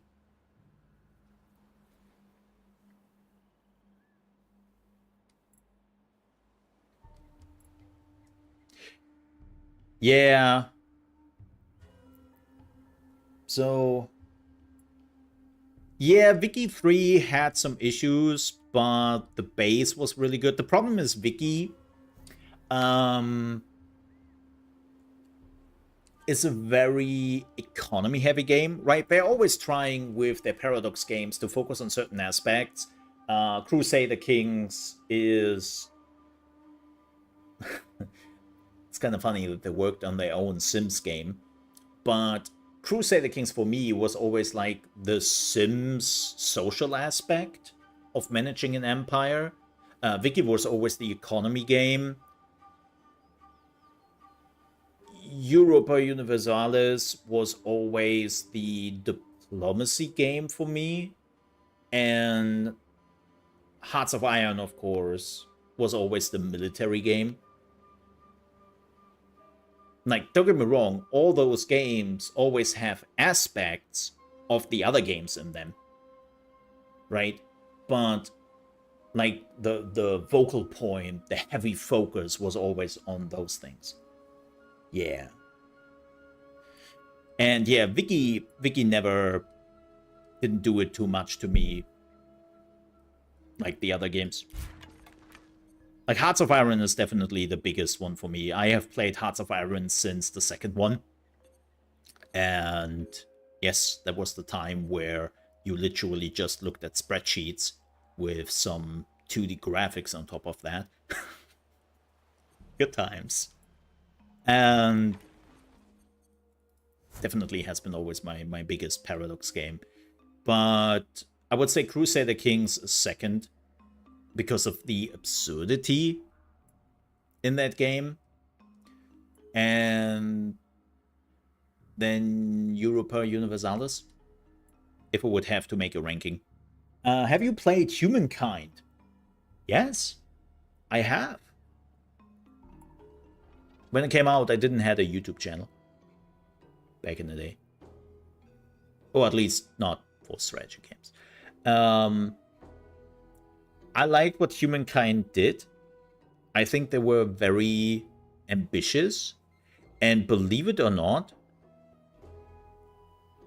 Humankind did all the ideas they had better than Civ 7, in my opinion. It's insane to me how Civ 7 came out multiple years after Humankind with a lot of the gameplay mechanics Humankind had. And it seems like they have learned nothing of Humankind. Which is like the craziest part to me. It's like, huh? How did you manage that? Like, how? I'm not saying that Humankind didn't have issues. I have fun with Humankind. But again, it's baffling to me how many of the gameplay mechanics Humankind introduced are also in Civ 7. And it seems like they haven't even taken an hour to really take it Humankind. Which is, by the way, it's me ranting and derailing the conversation. I'm sorry about that. But this is a general problem the gaming industry sometimes has. Right? They're taking ideas from each other. They always have. That's how the gaming industry goes, and that's how the gaming industry is evolving and growing. But then there are sometimes moments where studios are living in a vacuum, and you are like, what? That game over there. You clearly took inspiration from that game over there. Like, why didn't you take a deeper look at that? And they're like, we wanted to find our own inspiration. But you clearly took ideas from it. Why not learn from the mistakes also? I don't get that. Like, you already Video games.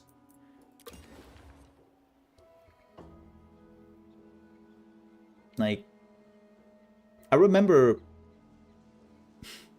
story time with Mole, by the way. I remember back in the day when I worked for Pearl Abyss and Black Desert Online. And we were preparing to bring Black Desert Online here into the West. And there was a lot of talk internally in the studio about, of course, World of Warcraft and what World of Warcraft was doing and where we could actually learn from World of Warcraft and where we shouldn't. We need wood. Giggity. And there were clearly discussions about it back in the day. Like which other things we should go for, which other things we should ignore because, you know, they're not helping us. And we actually took like a very long time to take a look which path World of Warcraft took, which other MMOs took, and we then actually decided to take more the EVE Online approach. Now, in retrospect, was that the right decision? Debatable. But we kind of realized that World of Warcraft, as successful as it was not very close to what Black Desert Online tried to do back in the day. And so EVE Online was much closer to it, or even Star Wars Galaxies. So, yeah. I think you should always have a look out for other games and what they do right, and, well, what they don't.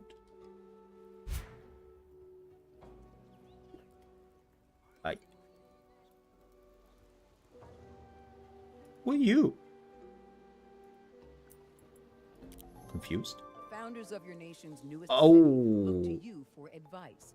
They hope to build into the city's foundation a chart its destiny. In this case, literally. Masons stand by awaiting your direction. What word should be carved into the cornerstone of the gathering hall?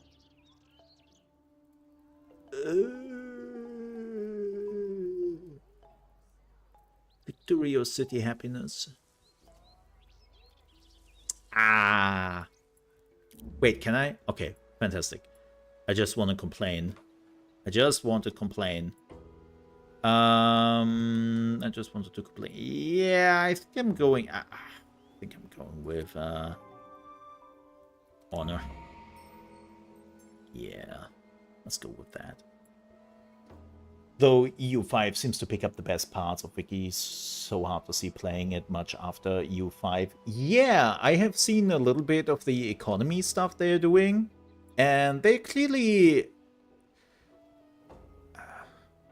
They're clearly taking some ideas from Wiki. Which, by the way, I think a new expansion came out, or DLC for Wiki, right? The Charter of Commerce. Yesterday? 2 days ago? I think. Wonder how that is going. Paradox DLCs are always a very interesting time for the games. Yeah. Let's just say that. Interesting times. Yeah.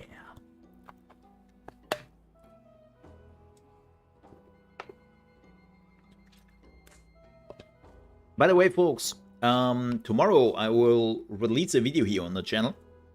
If you like Popopulous or Black and White, you should keep an eye out for the video, because not to take too much from it. Oh boy. Oh, and they are fighting. No. No. I think I need my swordsman. Oh yeah, I need my swordsman. Deploy. This might be the end of me if I'm not careful. Hey. The question is, do I want to stop them here? Or do I want to stop them in my city? I probably want to stop them here, right? The problem is that they have archers. And that would mean that they could kick my butt. So would get another turn, but if I'm fighting...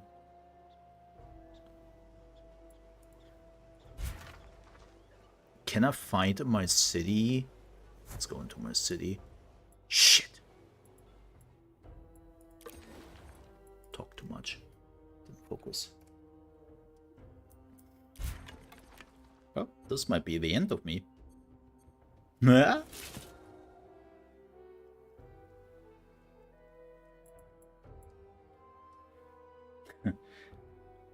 Chuckle.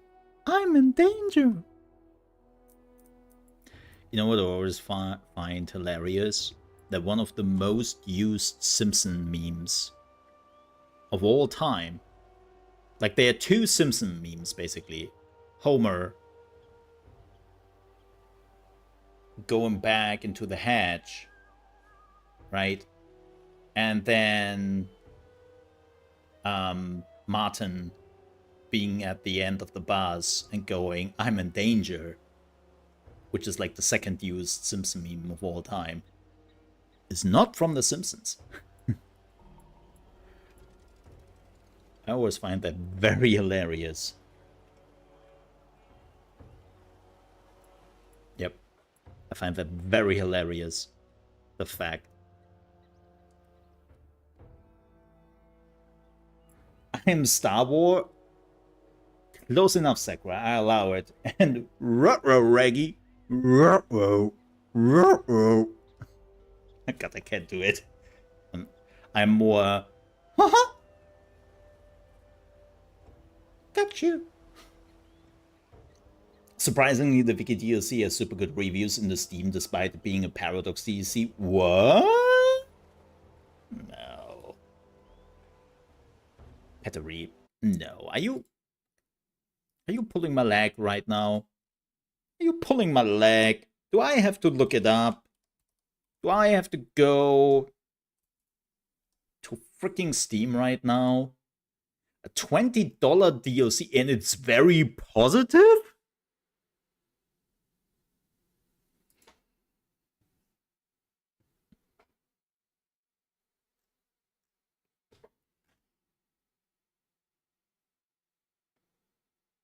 Shit, it is the end times. Man, it is the end times. Holy moly. DLC. Very positive. Damn. You know the world is close at its end when the Paradox DLC is getting very positive. Especially on like day one. As somebody who is owning a lot of Paradox DLCs, for a lot of Paradox games.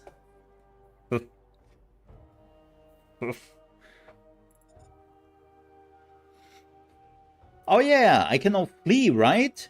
I cannot disengage. How does that go? Oh, this is where you can disengage.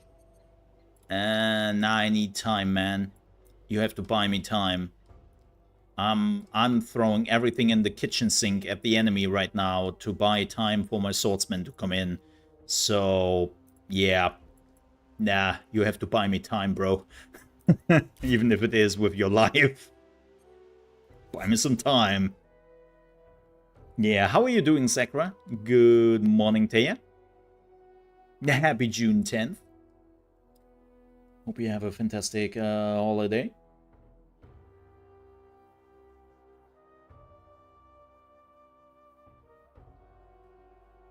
Yes, yes, yes.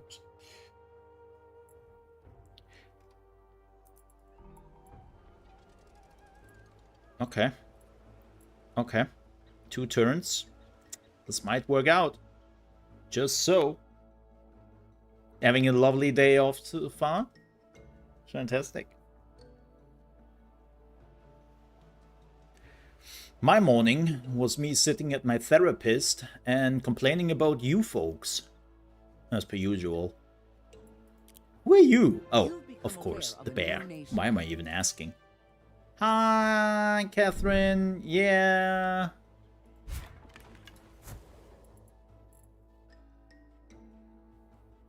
Yeah, my therapist was like, Mole, chat is not real. Chat cannot hurt you.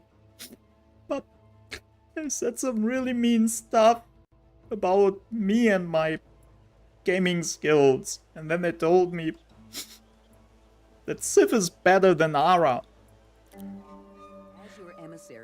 Is that Sif now with us in the room? With a soft smile, he right now. Can you point at it? Where did chat touch you?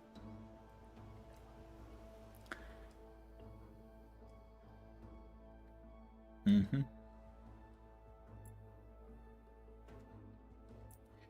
By the way, if Daily decides to kick my butt, like, my butt is open. It's I don't like that menacing army. It reminds me of Civ. What are you doing with the army right next to my cities? Just walking by. There's nothing to see here. Just walking by.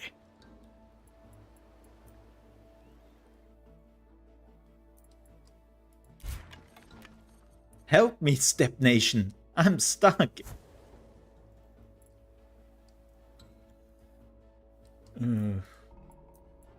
Okay. Yeah, my swordsman will be ready. Will be ready to engage in just 1 turn.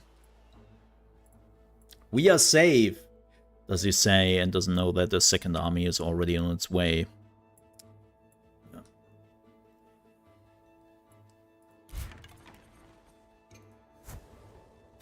Paradox DLC being very positive at release. Man, times we are living in. But yeah, the next game, what will be the next game I'm looking forward to? Endless Legend 2. Yeah. That's in August. Endless Legend 2 is definitely the next game I'm really looking forward to. I already made some videos when we had the early version of the game. Right? If you've missed it, I did some live streams and some videos on Endless Legend 2. Then I think afterwards is Syntopia. That's in September. I'm still waiting for The Farthest Frontier.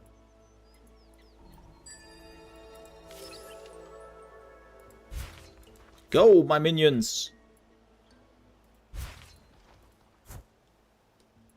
Oh, that's not good. Ooh. Yeah, I'm still waiting for The Farthest Frontier. Don't know when that is happening. Like, they have been pushing that out in the last few months. I think it was supposed to come out by the end of last year. That was the original plan. And phew. A clay-covered potter exits a hut, shouting. It's fine. Phew, you know. That didn't work out. Now again, you could play early access if you really want to play it right now, but I want to wait till 1.0.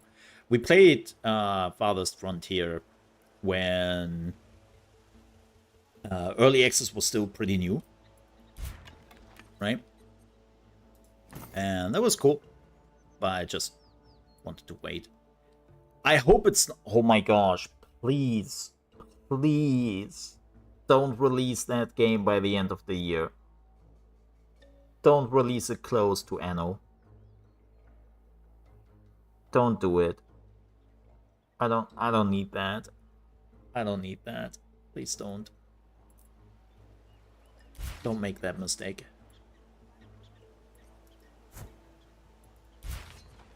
Oh! Why can my unit... Oh, there we go. Yeah, that was weird. My unit didn't want it to move in. Okay, this is coming out next round, right? Oh, we might be able to boost this quickly. Okay. Oh my god, are you serious? I'm still losing this? You can't be serious right now, right? Oh my god, I'm burning units here. Is there a release date for Anno? I have missed that. Yes. It is the 25th of November?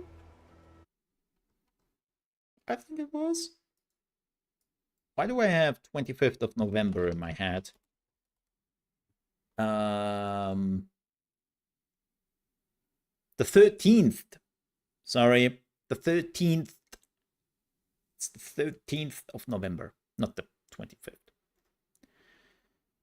Bedingus. As per usual. Now, as per usual, folks, we do not pre-order in this house. Second,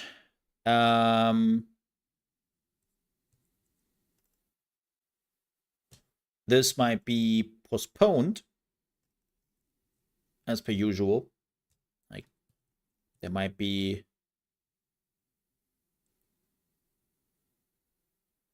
a postponement of that date. And very interesting, they are not doing an advanced access.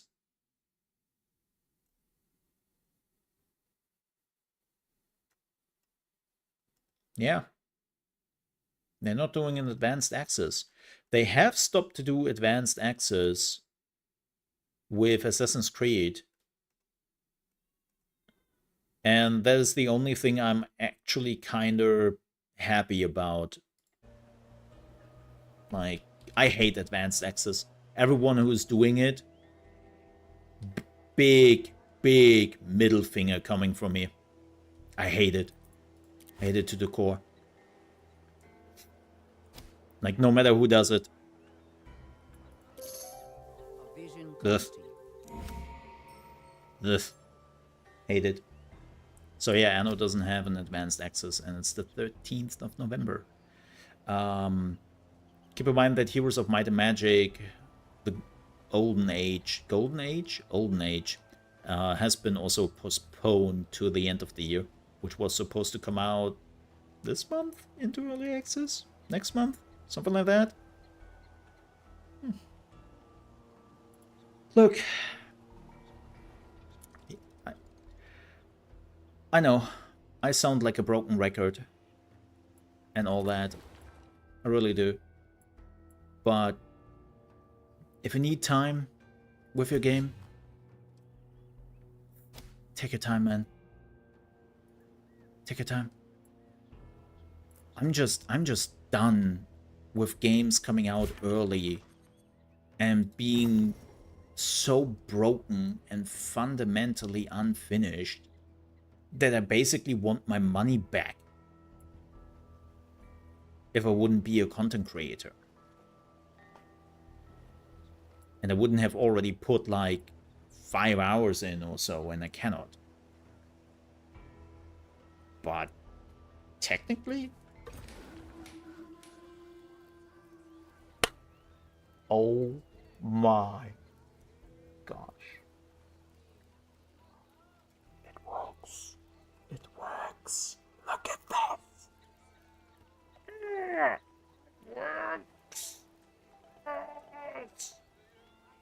And if you're like, huh? What works? Automated supplies! Yes!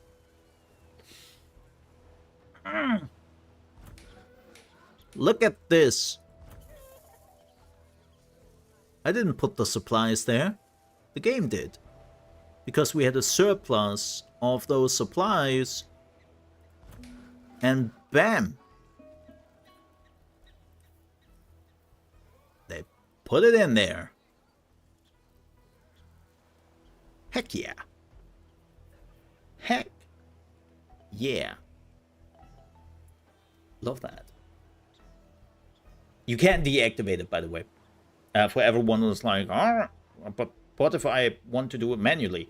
You can. You can. You can also manage it. I think you can. Let me see. I think you can manage it in the economy. I think.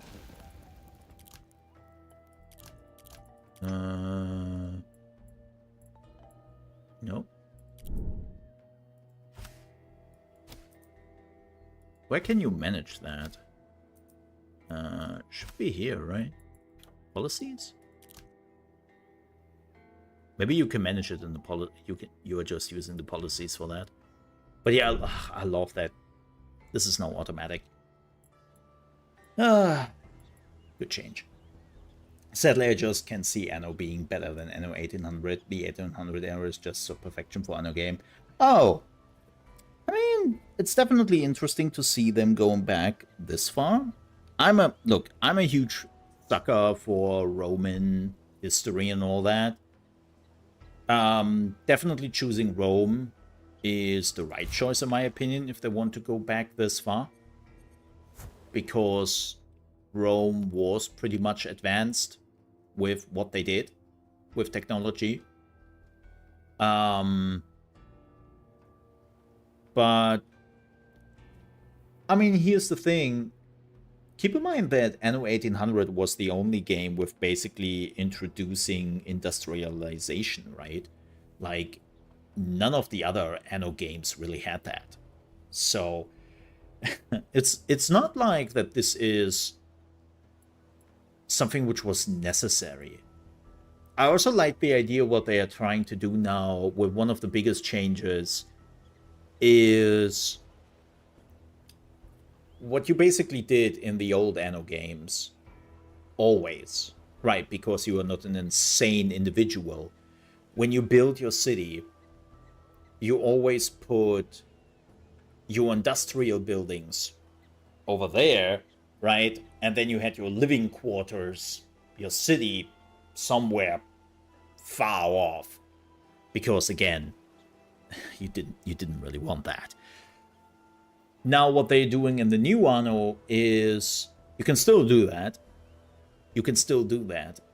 But they gave an example of, let's say you have a bakery right here, and you have some living houses in between the bakery, and there's of course the problem with pollution or, well, sound pollution and something like that, right? Because it's an industrial building, and technically you don't want that. But the bakery is now getting a boost with how much money it will make by selling bread because of the houses being close by. So there will be buildings which will actually get a huge boost in how much money they make, depending on how close they are to the living quarters. And you have to balance that. I find that super interesting.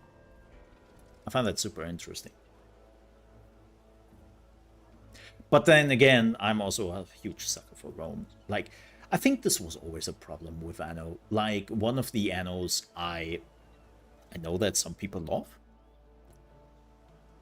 I couldn't work with it. Was the Anno 2200 something series. 2070 series or something, what it was. Never worked out for me. unfortunately. I know that some people loved it, even with the issues it had. For me, it was always meh.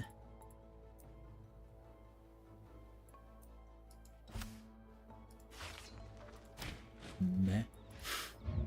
You know? So, I get it. I get it. Like, this is why I'm also interested in farthest frontier. I think we need a watchtower. Oh, I cannot build a watchtower there because we are fighting.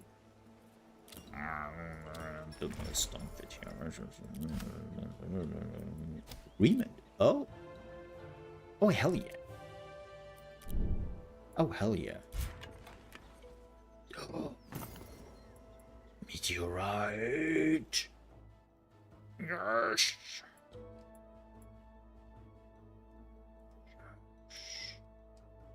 Yeah, unfortunately, the war is catapulting me backwards a little bit. That's for sure. Funny story, when I first playing Ara, one of the first masterpieces I created was the Book of Celts. That's cool, which originated 15 minutes from where I live. It was a sign it was a game for me. They have tons of masterworks in the game, right? And some of them are just hilarious. I had a masterwork, like, I don't even know if it was one of the first in that round, but the masterwork was popping up, and it was literally just trees. I was like, oh, sure, trees, sure. The masterwork trees. Who doesn't know it?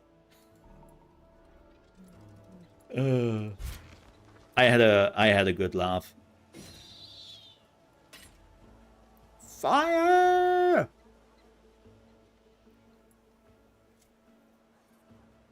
Oh yeah. I had a good laugh, yeah. It's like trees. I wonder if the Kama Sutra is actually in the game. I would probably not. And what is going... What? Birds? Birds? What's going on here, birds? Oh my.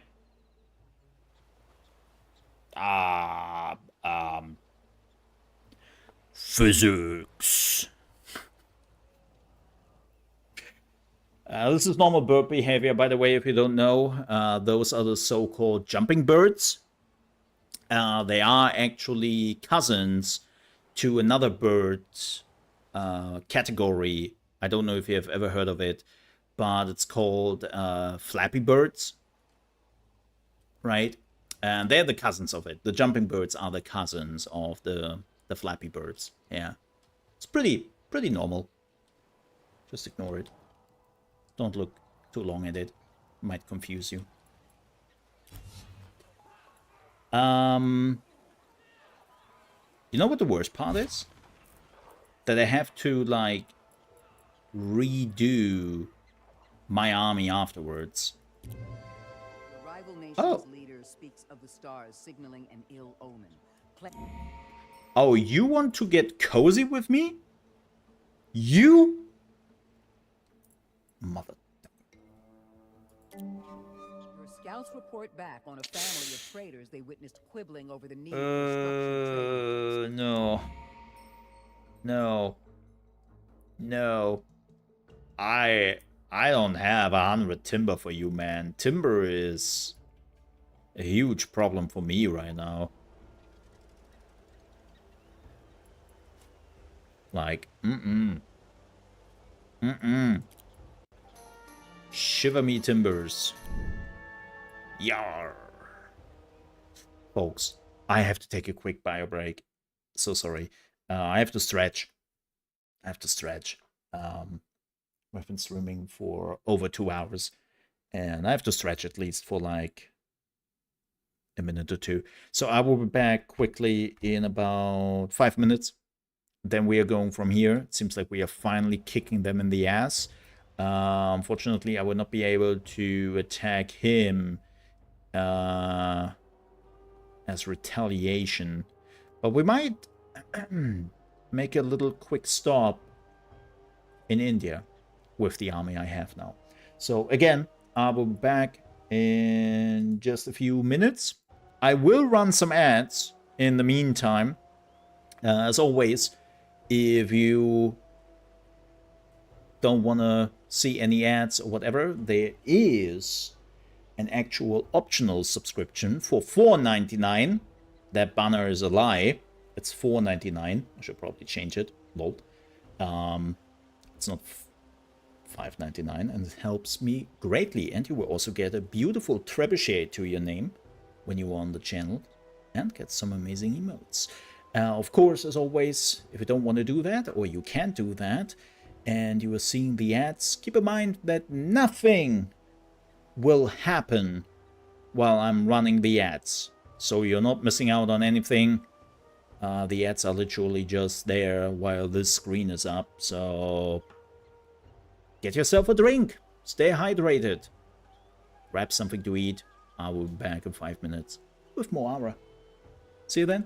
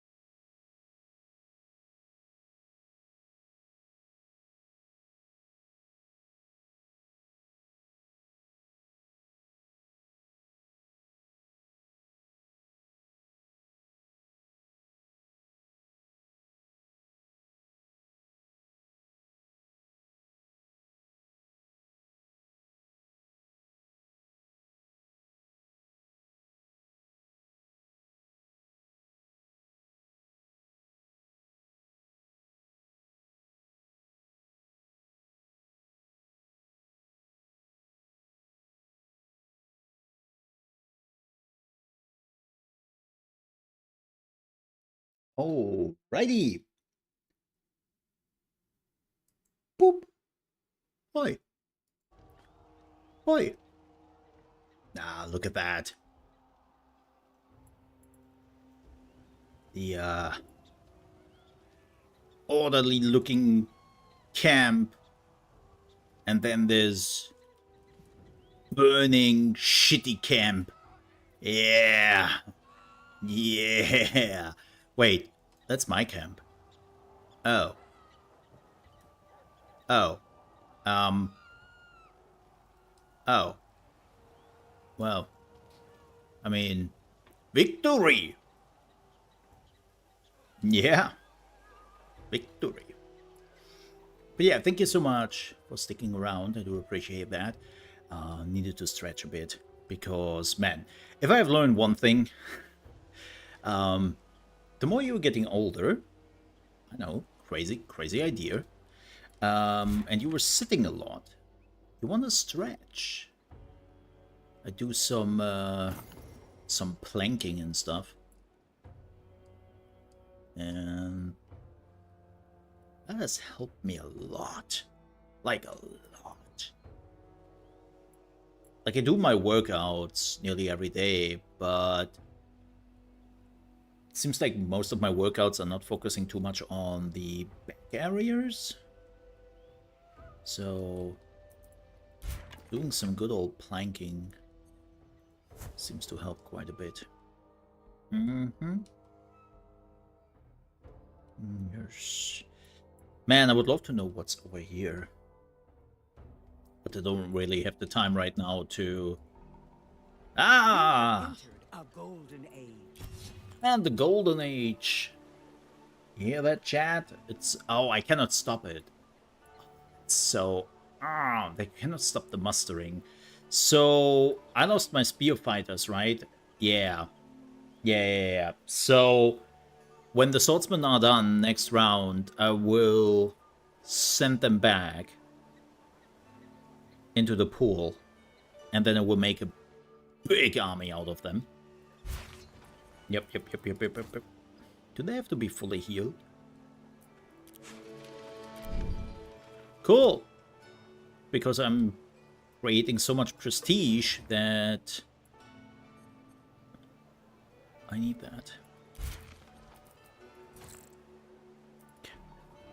But we found, we won the fight. Not the war, but the fight. And let's build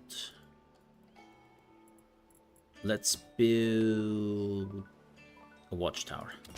Ta-da! And can I send them back to the pool? Yes. Yes. Yes. Wait for it. Wait for it. When the next army is showing up here.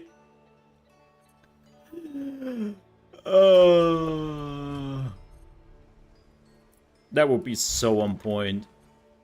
That would be so on point. I have to say, I don't know if this is because of the scenario, or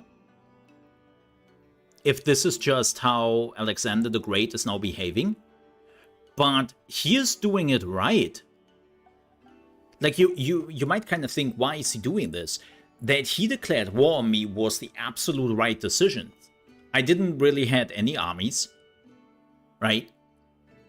So it was easy pickings.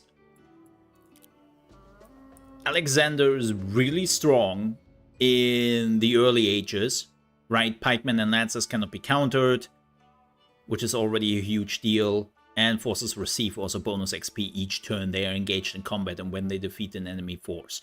Plus being like aggressive. This makes totally sense for the character Alexander the Great. And I love that they are now doing this. Right? That they have now those characters who feel like, yeah, that makes sense. Right? So I'm hoping this is not just for the scenarios, but that in general, the characters are definitely more aggressive now. You know? I would love that. This has no effect, right? Do you have a buff? No, nobody has a buff. Alright, I guess I will just deploy my forces without a buff. If you say so. Lime! Oh, this is fortified. What is wedge? Oh, wedge was more strength with... Okay, yeah, okay. Line! Deploy. Thank you.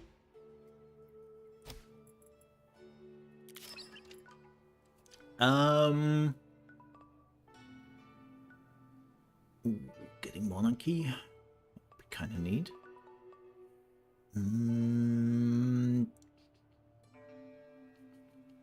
Let's do trading. Also, after that, I need some religious stuff. Where's my religion? Religion. To you for guidance. An ancient religious text was found that they believe holds important wisdom. However, the nation that found it will only share their findings if you acknowledge that their religion preceded your own. The evidence is in the text, they say.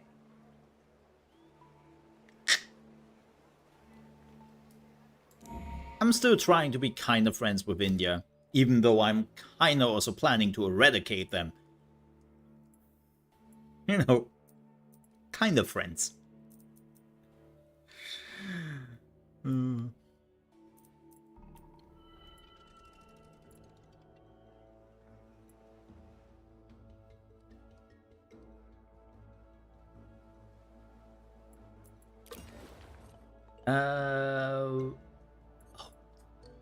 We are getting finally one timber. Wow, we are getting one timber every 3 turns. Oh shit.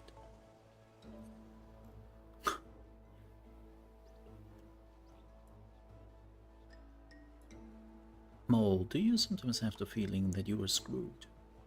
Yeah,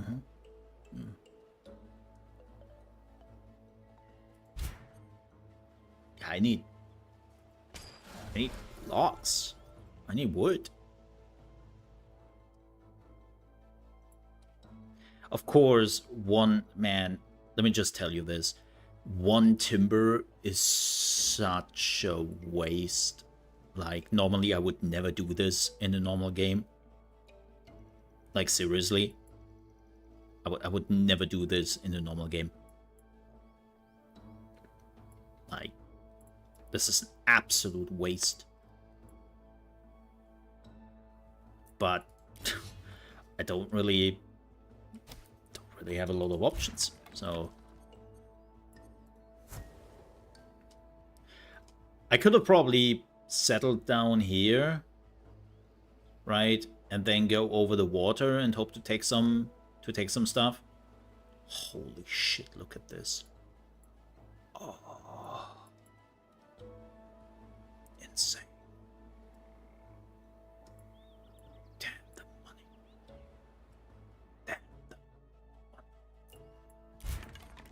Love me some money. Money, money, money.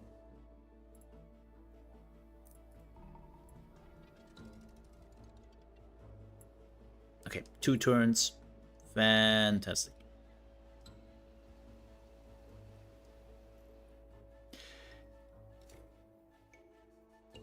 I mean, I can attack war on them in 10 turns, so this would take 6 turns to get here. And then I could see if I could just kick their asses. What I also find interesting now, because we can see the numbers, the quality of life numbers underneath the cities, we can also see what the quality of life is with the other cities with other players. That's super interesting. That gives you some really helpful information. What's going on here? Hey, Persia is now friendly to us. Oh, I would love that Persia is declaring. That would be a highlight. Absolute highlight. Ethiopia is now friendly. Nice. Oh, they are pushing Egyptian Sikhism. So Egypt already has... Oh, wow. Yeah, Egypt is like pushing their religion. Damn, even the Indians. Ha. Huh.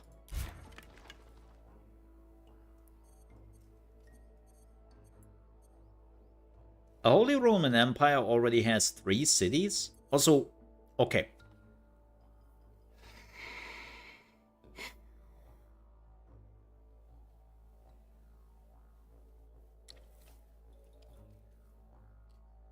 Ara, I thought we have this kind of fixed. I thought we kind of have this under control. Why did they build a city here? What? As a stopgap? Is that their idea? That they just wanted a stopgap? Like, Aachen is right here.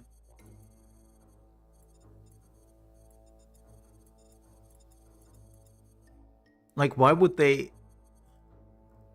That's one of the things I really didn't like in Ara.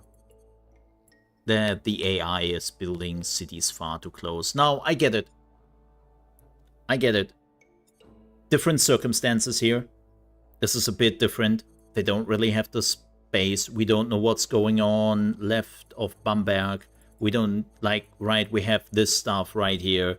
I get it. I get it. Different circumstances. But this is still... Really? They built a city here for limestone? And that's more or less it?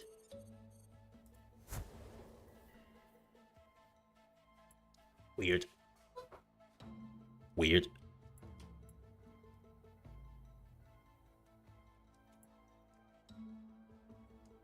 Especially because you cannot get rid of cities. I think, okay, they did it for limestone and for natural dyes, but still oddly specific.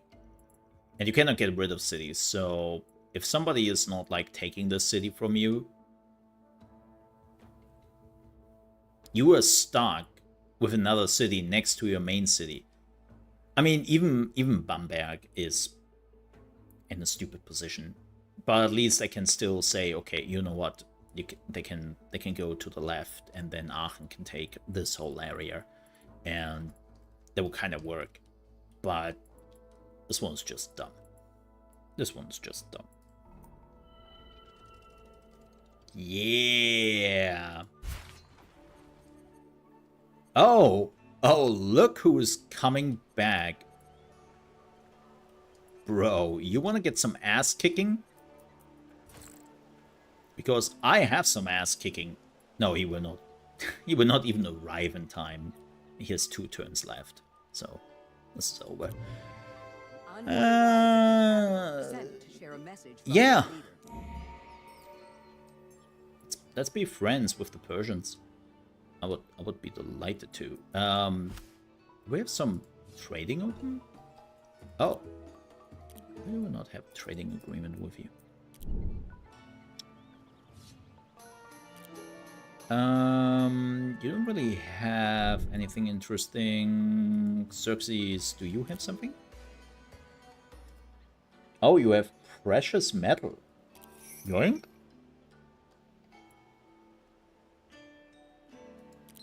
And wine.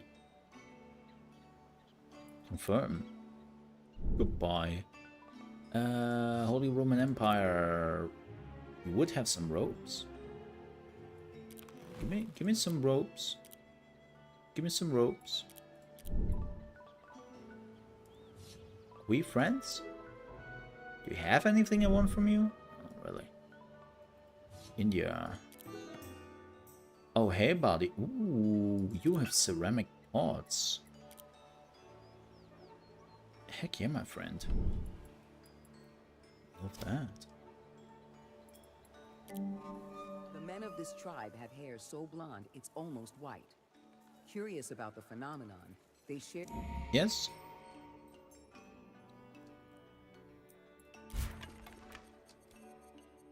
Oh, who's this?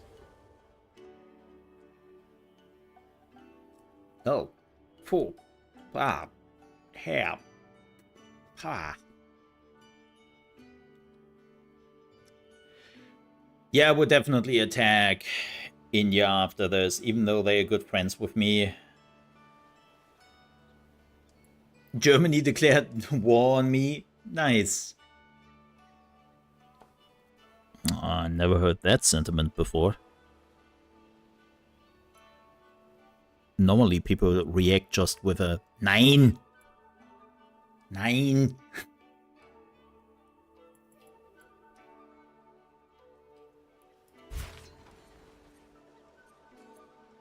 Yeah, I think we will.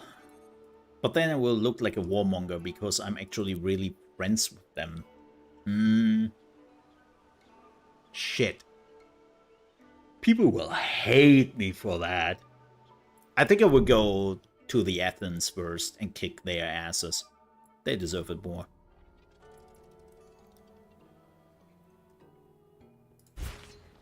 I would have loved to murder his army first, though. That would have been nice.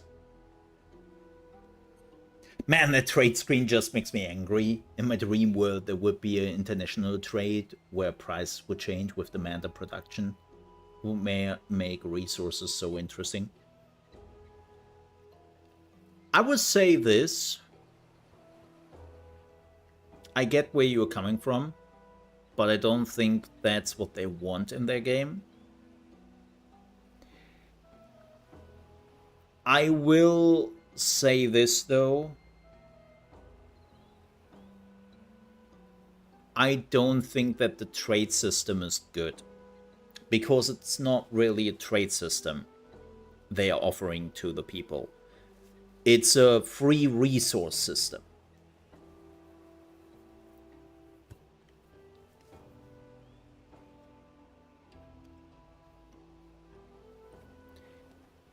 You know? You're not really trading anything. You are literally... You're not even losing resources. You're literally just going to somebody and say, hey, you have this resource. I want that. Boop. Okay. Right? And then you are getting an additional free resource. They're not losing resources. Nothing. At least in Civ, you were actually doing the good old trade, right? I'm giving you something. You are giving me something. Or I'm demanding something and then you have to give it to me, right? But here it's literally just you and you, and then you have it every few turns. It's definitely something they have to work on, man. You know what? Kick that out. Take the horses in. Bam. So...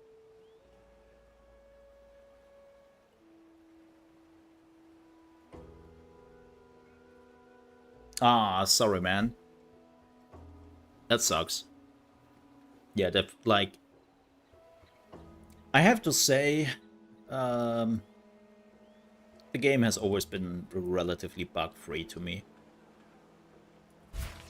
The only thing I never liked about this game, and this is, again, personal opinion and not really important, it's just small gripes, that when a new patch is coming out, right, you have to start a new game.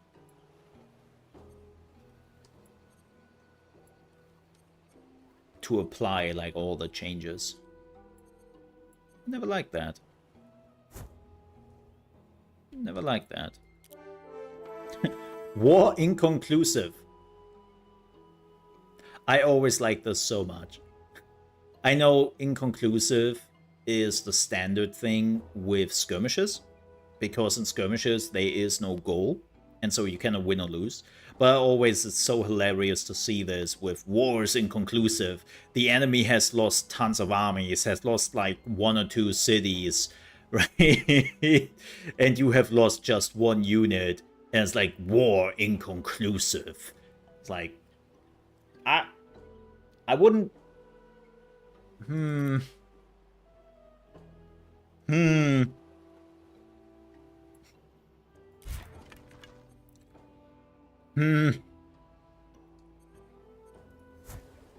It's just ridiculous that they haven't done anything with the trade in-game, which is so much about efficient productions and cost. Yeah. Yeah. So here's the thing. Okay. Real talk. And I know this will sound like I will make excuses for them. I do not. I am absolutely with you, Terry. I'm 100% with you. Like, I stand with you on that hill and wave that flag. Absolutely. But I truly believe that Ara was a little bit on a chopping block. I wouldn't be surprised if Ara was on the chopping block when it comes to supporting it any further. Like, especially when they released the first patch, 1.1, and we had like 1.2 coming around, like reading between the lines, as somebody who has been working in this industry for over a decade now, like it's now nearly 15 years I've been working in the gaming industry, has seen the insights of publishers and developers over that time. The wording and how they have been acting a little bit lately definitely made me think that this game might have been on the chopping block. Again, I have no evidence for that. This is just me talking out of my arse, to make this absolutely clear. And that's probably also the reason why Stardog stepped in. They saw a chance here. They saw an opportunity here. They saw what was there. And they also saw that Microsoft was not really interested in this. Because unfortunately, Xbox and Microsoft have the particular problem that a lot of the games, which are not big, are pretty much left to fight for their own. And the support is dying down very quickly for those type of games. Like Microsoft, if it's not a particular live service game, like Sea of Thieves, even Age of Empires at this point, they're very quick with this. Oh, we released the game. Well, do some bug fixes, do whatever you have planned to finish up. You will finish that up, and then let's move on. And I wouldn't be surprised if Ara was one of those games where Microsoft was literally like, okay, you know what? Add the features you have been kind of promising before the release, tidy it up, but we are more or less done with this game. And so I hope that with Stardog, they will now go back and actually do far more with this game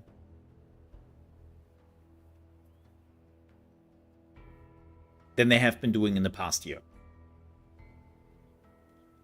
Because even this DLC, I will say this, I didn't expect that there will be a paid DLC. They have never talked about this. It maybe kind of came out of nowhere. And it's definitely on the lighter side when it comes to the DLC, right? It's definitely on the lighter side with content, because this is like a DLC a lot of people will probably not care for. Yeah, sure, you were getting some scenarios. In the scenarios, you have some cool gameplay mechanics and some little extra units. But most people will look at this DLC and would go, meh. Meh. Like, this DLC feels like it was quickly put together, or relatively quickly, and this was definitely one of the first things Stardock did. Because Stardock likes to do these kind of DLCs. If you're looking at one of the recent games they have released, Sins of a Solar Empire 2, which, by the way, I highly recommend. Fantastic RTS game. Loved it. They're doing a similar thing, and then they are slowly preparing for the big DLC, the big expansion. Right? They have been also doing this with the Galactic Civilization games, and they love to do those DLC packages, which are always a bit like, you know, if you are up for this kind of stuff, you can buy it. If you are not interested, you are not missing out on anything. And then there are the big DLCs, which are bringing in, let's say, new technology, new units, new stuff. And it seems like that Stardock will go the same path here with Ara. And if they're doing that, yo, thumbs up from me. Like, thumbs up from me. If they continue to support the game as they are doing now, I will continue to make content of it. And also, there's not much else going on, so, you know, that aligns pretty nicely. No, but seriously, I think there were two reasons why Stardock in the end decided to do this. First, keep in mind that Stardock and the development studio are pretty close aligned, right? They are technically same company, technically. Not quite, but technically they are in the same ecosystem, let's just call it that. So there was an opportunity for them, but they saw that this game was on the chopping block. And they saw an opportunity here, especially with Civilization 7 just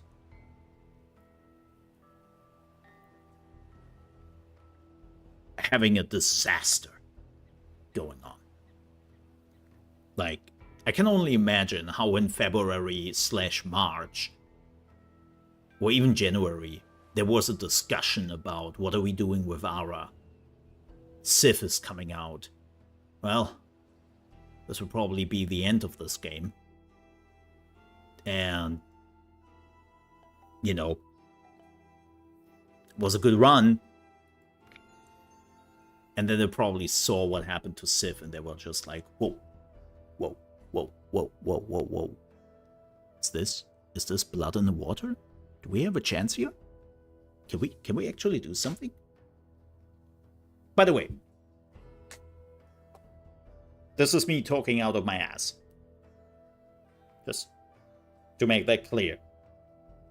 I'm not one of those YouTubers who's like, yeah, you know what my insider sources told me? I have it from an insider source, like directly from the horse's mouth, but it's pretty clear that Stardock wants to take over Civ, yeah. Gosh. No. Fuck those people. Oh, I hate that on YouTube. I hate that so much. Your advisors inform you that the stars are telling them a great solar eclipse is in motion. Shortly after learning this, How much? a messenger from another nation arrives with the same news, but Bro, also give me a second. How much materials do I have? 162.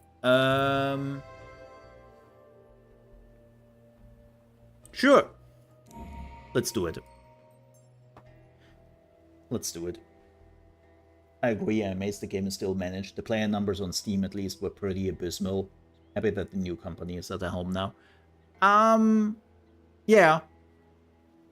Yeah. Keep in mind it's also Game Pass. But look, as somebody who has worked with Microsoft and Xbox closely over the years, which also has to do with me. Back in the day, I streamed on Mixer, right? And I was a partner there, and I was one of the more, let's call it, privileged partners.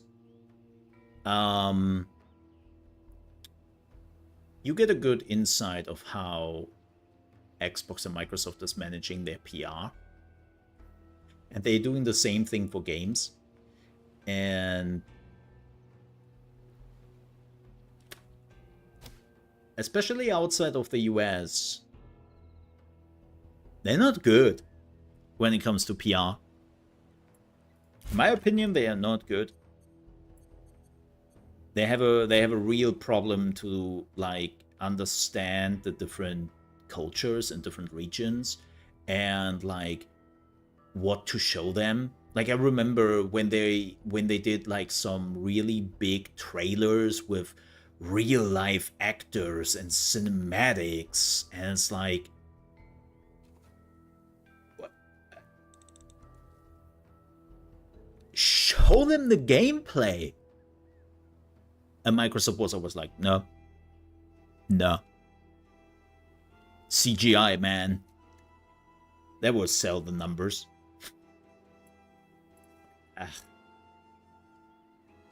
But yeah.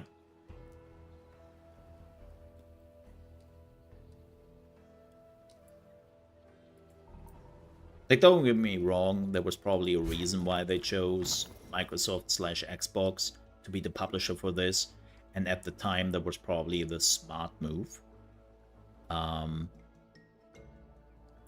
But over time, I think it became clear that they're not helping too much. Not anymore. Oh yeah, give me elephants. Hell yeah. I want some elephants, man. Heck yeah. Get some war elephants in here. Off me that. Are you still lurking around? What?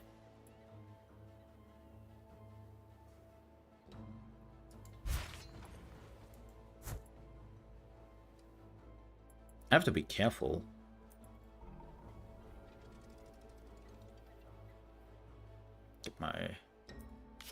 Get my war elephants after this. Should I get them now? Let's get them now. Switch over. Let's switch. Oof. I mean, he has armies. I might. Ooh. He has armies. I might wanna actually go back to my city for now, because he cannot attack me for only 10 turns, and after 10 turns he can kick my ass again. So, you know. Wait, where do I get all the metal? Oh, I have only 3 metal ingots left. Okay. Yeah, I am. Again, I'm looking positive into the future when it comes to Ara. Like another thing, and I said it in my video, and then we will stop talking about that particular topic. But when Civilization came out, and, you know, Civ had the abysmal release it had, there was no reaction from the publisher, from Xbox at the time, when it comes to promoting Ara more through Game Pass, doing a sale on Ara. By the way, Ara is on sale, if you didn't know yet. Right now, it's only $30. Like, they could have done so much with this game to really just synergize from, well, Civ making their own mistakes. And instead, Xbox was just sitting idle there. It must have been infuriating for anyone who was working PR closely to the studio or even Stardog to look at this and go,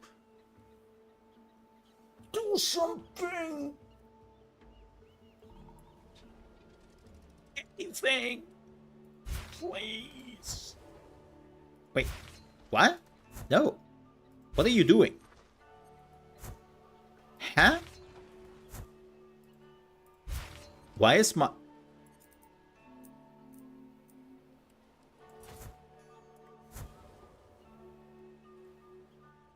That was a weird bug. That's a first. This leader has heard word of an unparalleled swordsmith in your nation and is looking to obtain the knowledge of his ways. They're willing to pay a hefty price to secure the secrets of your prodigy and insist it's in your best interest to give them what they desire. Oh my. Oh my. That's fine. That's fine. The Roman Empire has declared a skirmish on the Persian Empire. Oh. Well, that's unfortunate. Not that much will probably happen here. I would have loved to see Persia kicking Greek's butt. Oh. Are you trying to... No. Ashoka? What is that? What are you doing here? Buddy? Buddy? Do we have to talk? Do I have to hurt you? Huh? Huh? You don't want that. Don't do it.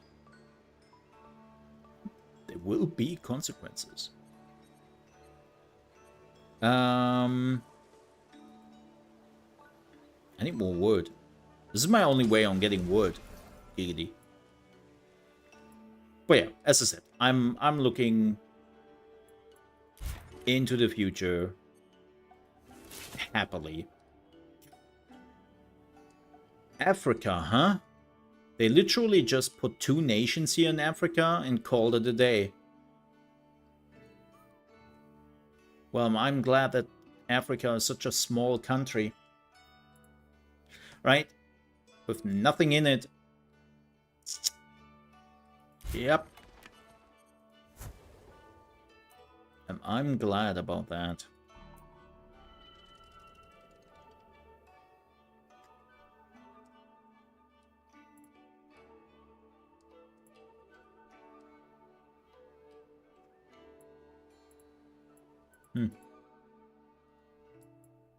Hey! Let's go with Shinto. Let's go with Shinto. It's okay. The Abbasid Shinto religion. Yes. Who hasn't heard of it? A red-headed young man from the Garmir clan is looking to open a new business. He's a capable herbalist, but his family's background is in metallurgy. Meanwhile, his hobby is creating reed pipes to sell to traders.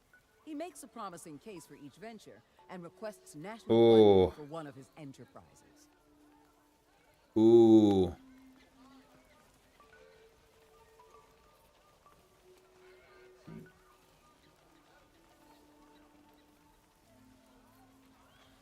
$20 minus prosperity. Holy moly. How far are we in the chariots? Because I think... 4 turns. Yeah, no. Then it would go irrigation. Yeah. For 4 turns, I would not. I would not waste my time here. As the nations of the world...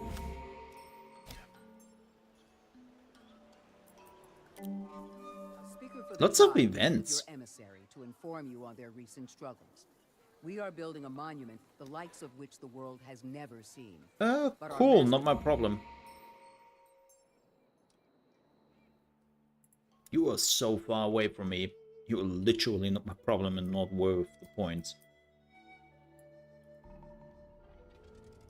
Yeah, I think that the Greeks will attack me immediately when they can. I think we have another... How many turns do we have? How many turns do we have left? Let me see. There.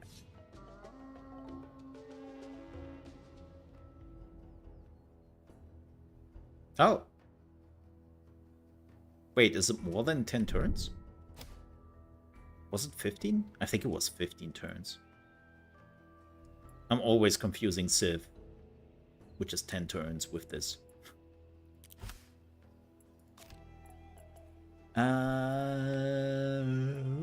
Ooh, we have a lot of trade agreements. This should make us some good money. Yeah, it did. Oh, heck yeah. Oh, heck yeah. Oh, that's some sweet, sweet moolah. Love me that. Ah, shoot. Can I run away? Run! Run, you fool.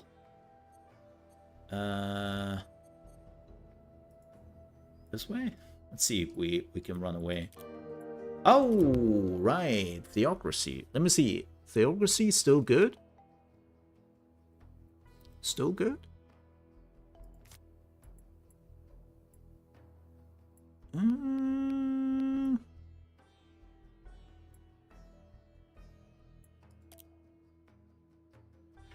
Oh, yeah.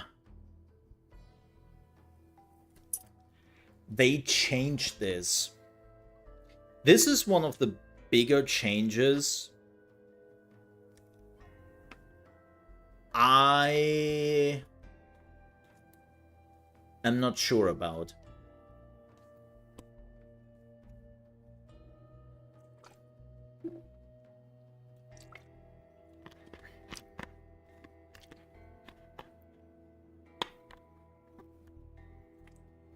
They have changed the tax rate.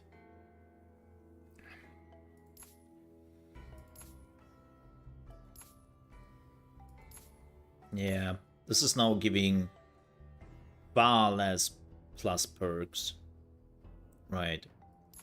And medium is now actually giving you minus happiness bonus. I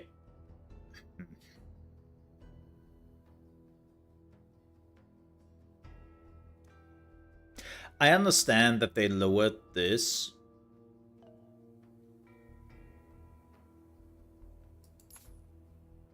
I think what they should have done, they should have done it the other way around. Lowering the tax income even more on this. Like maybe 10% here for this one, because the tax rates are different depending on the governments you have, right? But making, let's say, this one 10%, but leaving in the boost on low, but making medium still gaining no boost, or even a little bit more of boost and giving it maybe less taxes. Like, I would have to do some math here and all that, but this doesn't feel great at first glance. It feels like shitty taxes, but no repercussions, and a little bit of boost. Okay-ish taxes, but not great repercussions because happiness is a pretty big deal. Or okay-ish taxes with huge repercussions. Like, I don't know. I have to take a deeper look at the new tax system, but it doesn't really click with me. Don't like it. Shocker. I don't like taxes.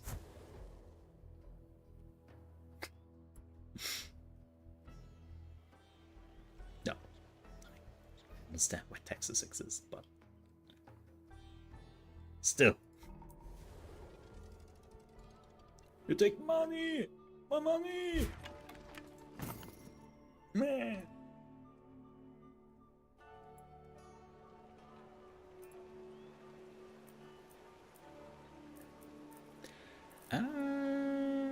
Oh, you Piss 1 tribute?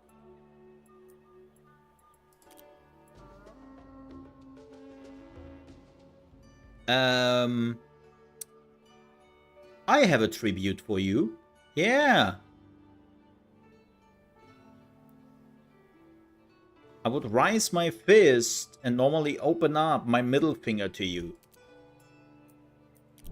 There, that's my tribute to you. Oh, I don't have the money. This is so insane.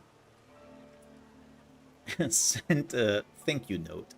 But still, this is so insane. 400 wealth for 30 plus relationship and 3 wine. Thank you. I always thought that was a bit too much, especially at this time. Like 400 gold. Where do I get that? Excuse me, sir. Do you have 400 gold lying around? I need that to pay for 3 wine. First question would be, what wine are you drinking? 400. Holy moly. That's like a lot of Dom Perignon. By the way, I know nothing about wine. I know zero about wine.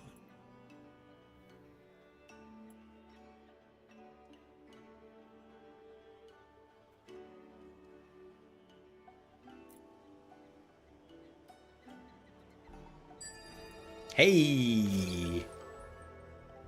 There we go. Oh, yeah, I need... Do I need leather working? He wants the cotton field.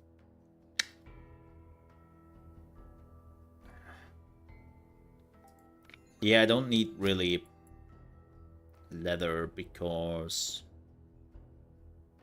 there's the bison and he has cut me off. Bastard. Yeah, the Greek is definitely waiting. Oh.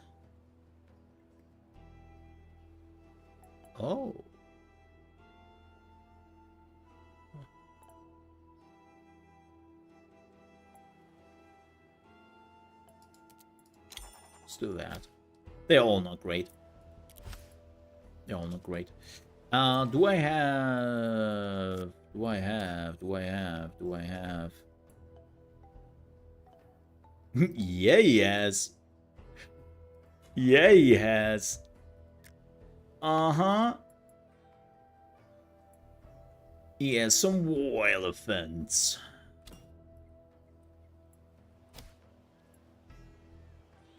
Well, I'm working on that. I don't have it.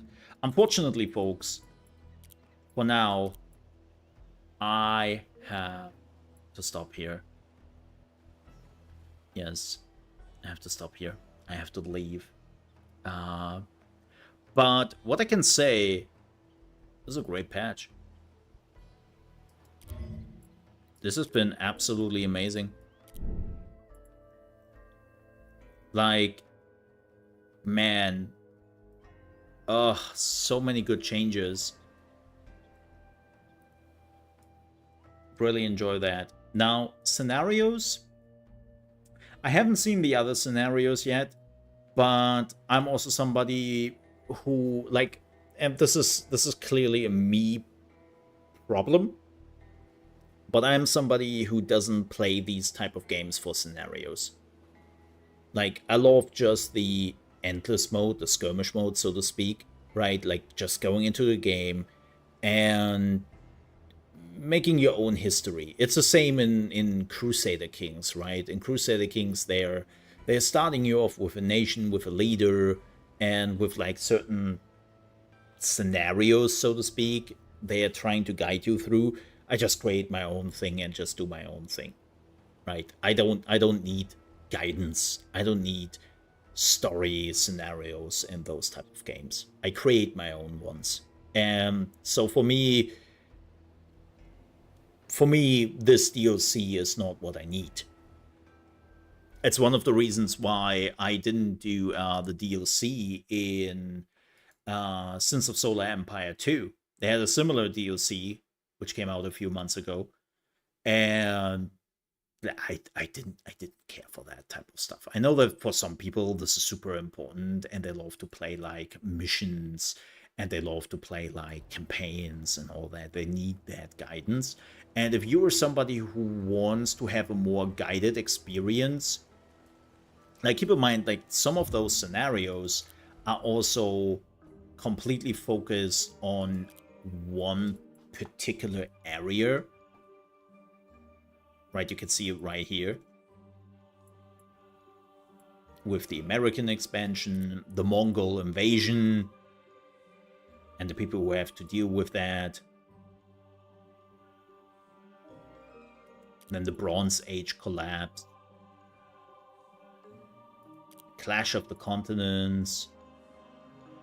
And so on and so forth. Like, you can clearly see that there is a focus on certain things.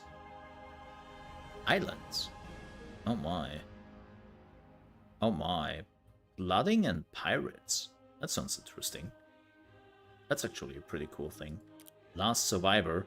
Oh. Oh wow. Oh wow. Interesting.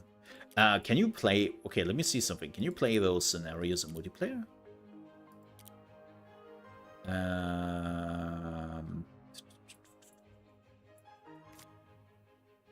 Preset map?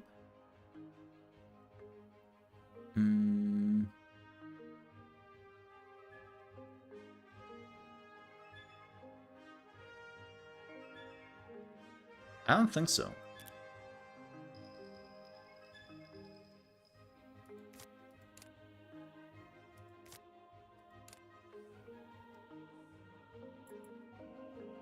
Yeah. I don't think so. I don't see it. That's unfortunate. Huh. So it is a thing.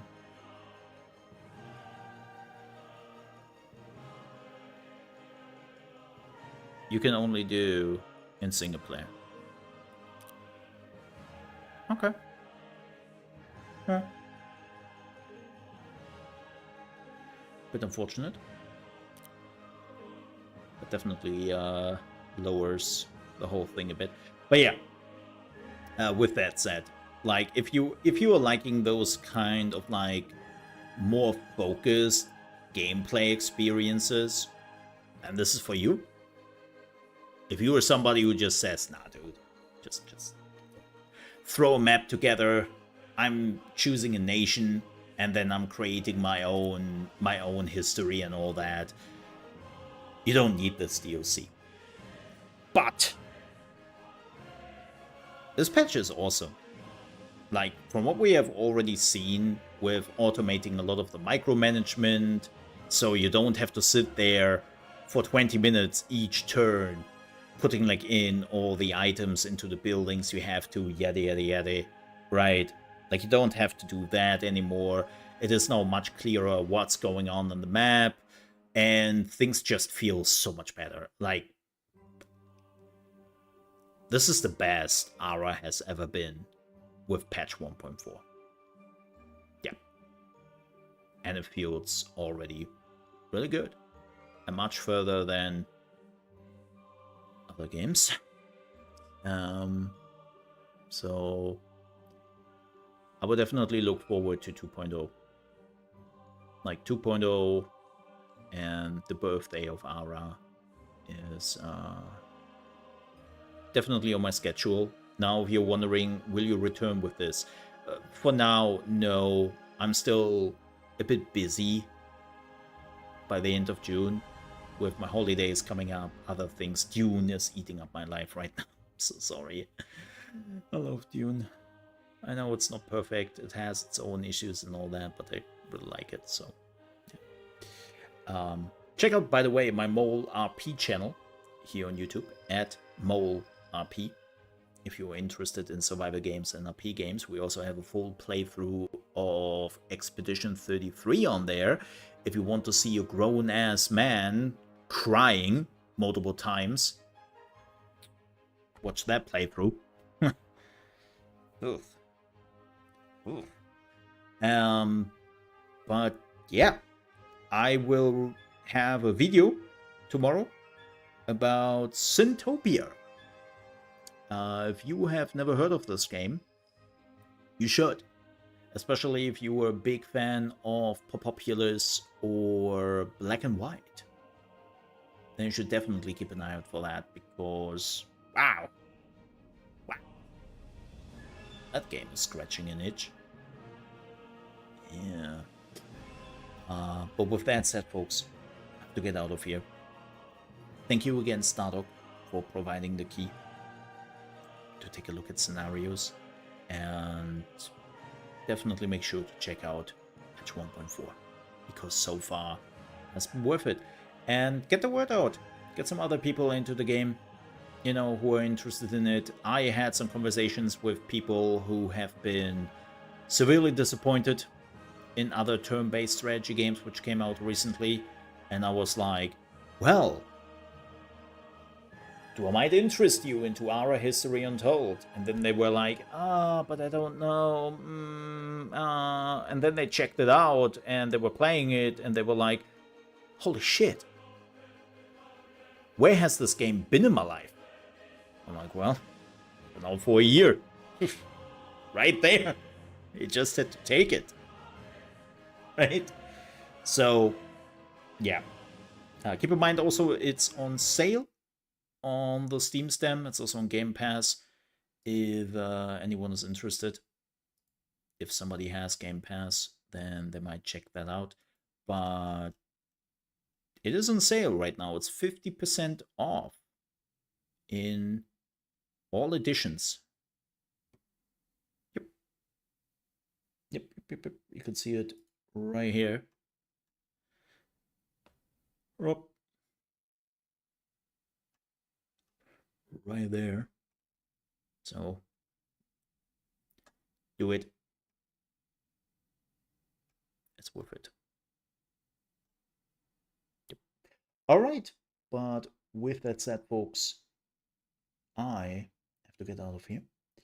And I will run some ads before that. Some sweet end of the stream ads. I always running my ads only when nothing is going on, because, well, we are not on Twitch here, right? And putting ads on you when something really important is happening on the stream. One of the reasons why I'm not on Twitch. I just don't wanna do that to the people. Such a horrible experience. So yeah. But I will do that. It supports me greatly if you're sticking around for that. And again, thank you so much for watching. And I might be back tomorrow for Thrive, Heavy Lies to Crown. But we will see. I will contemplate. All right. Now I have to go. Thank you so much for watching.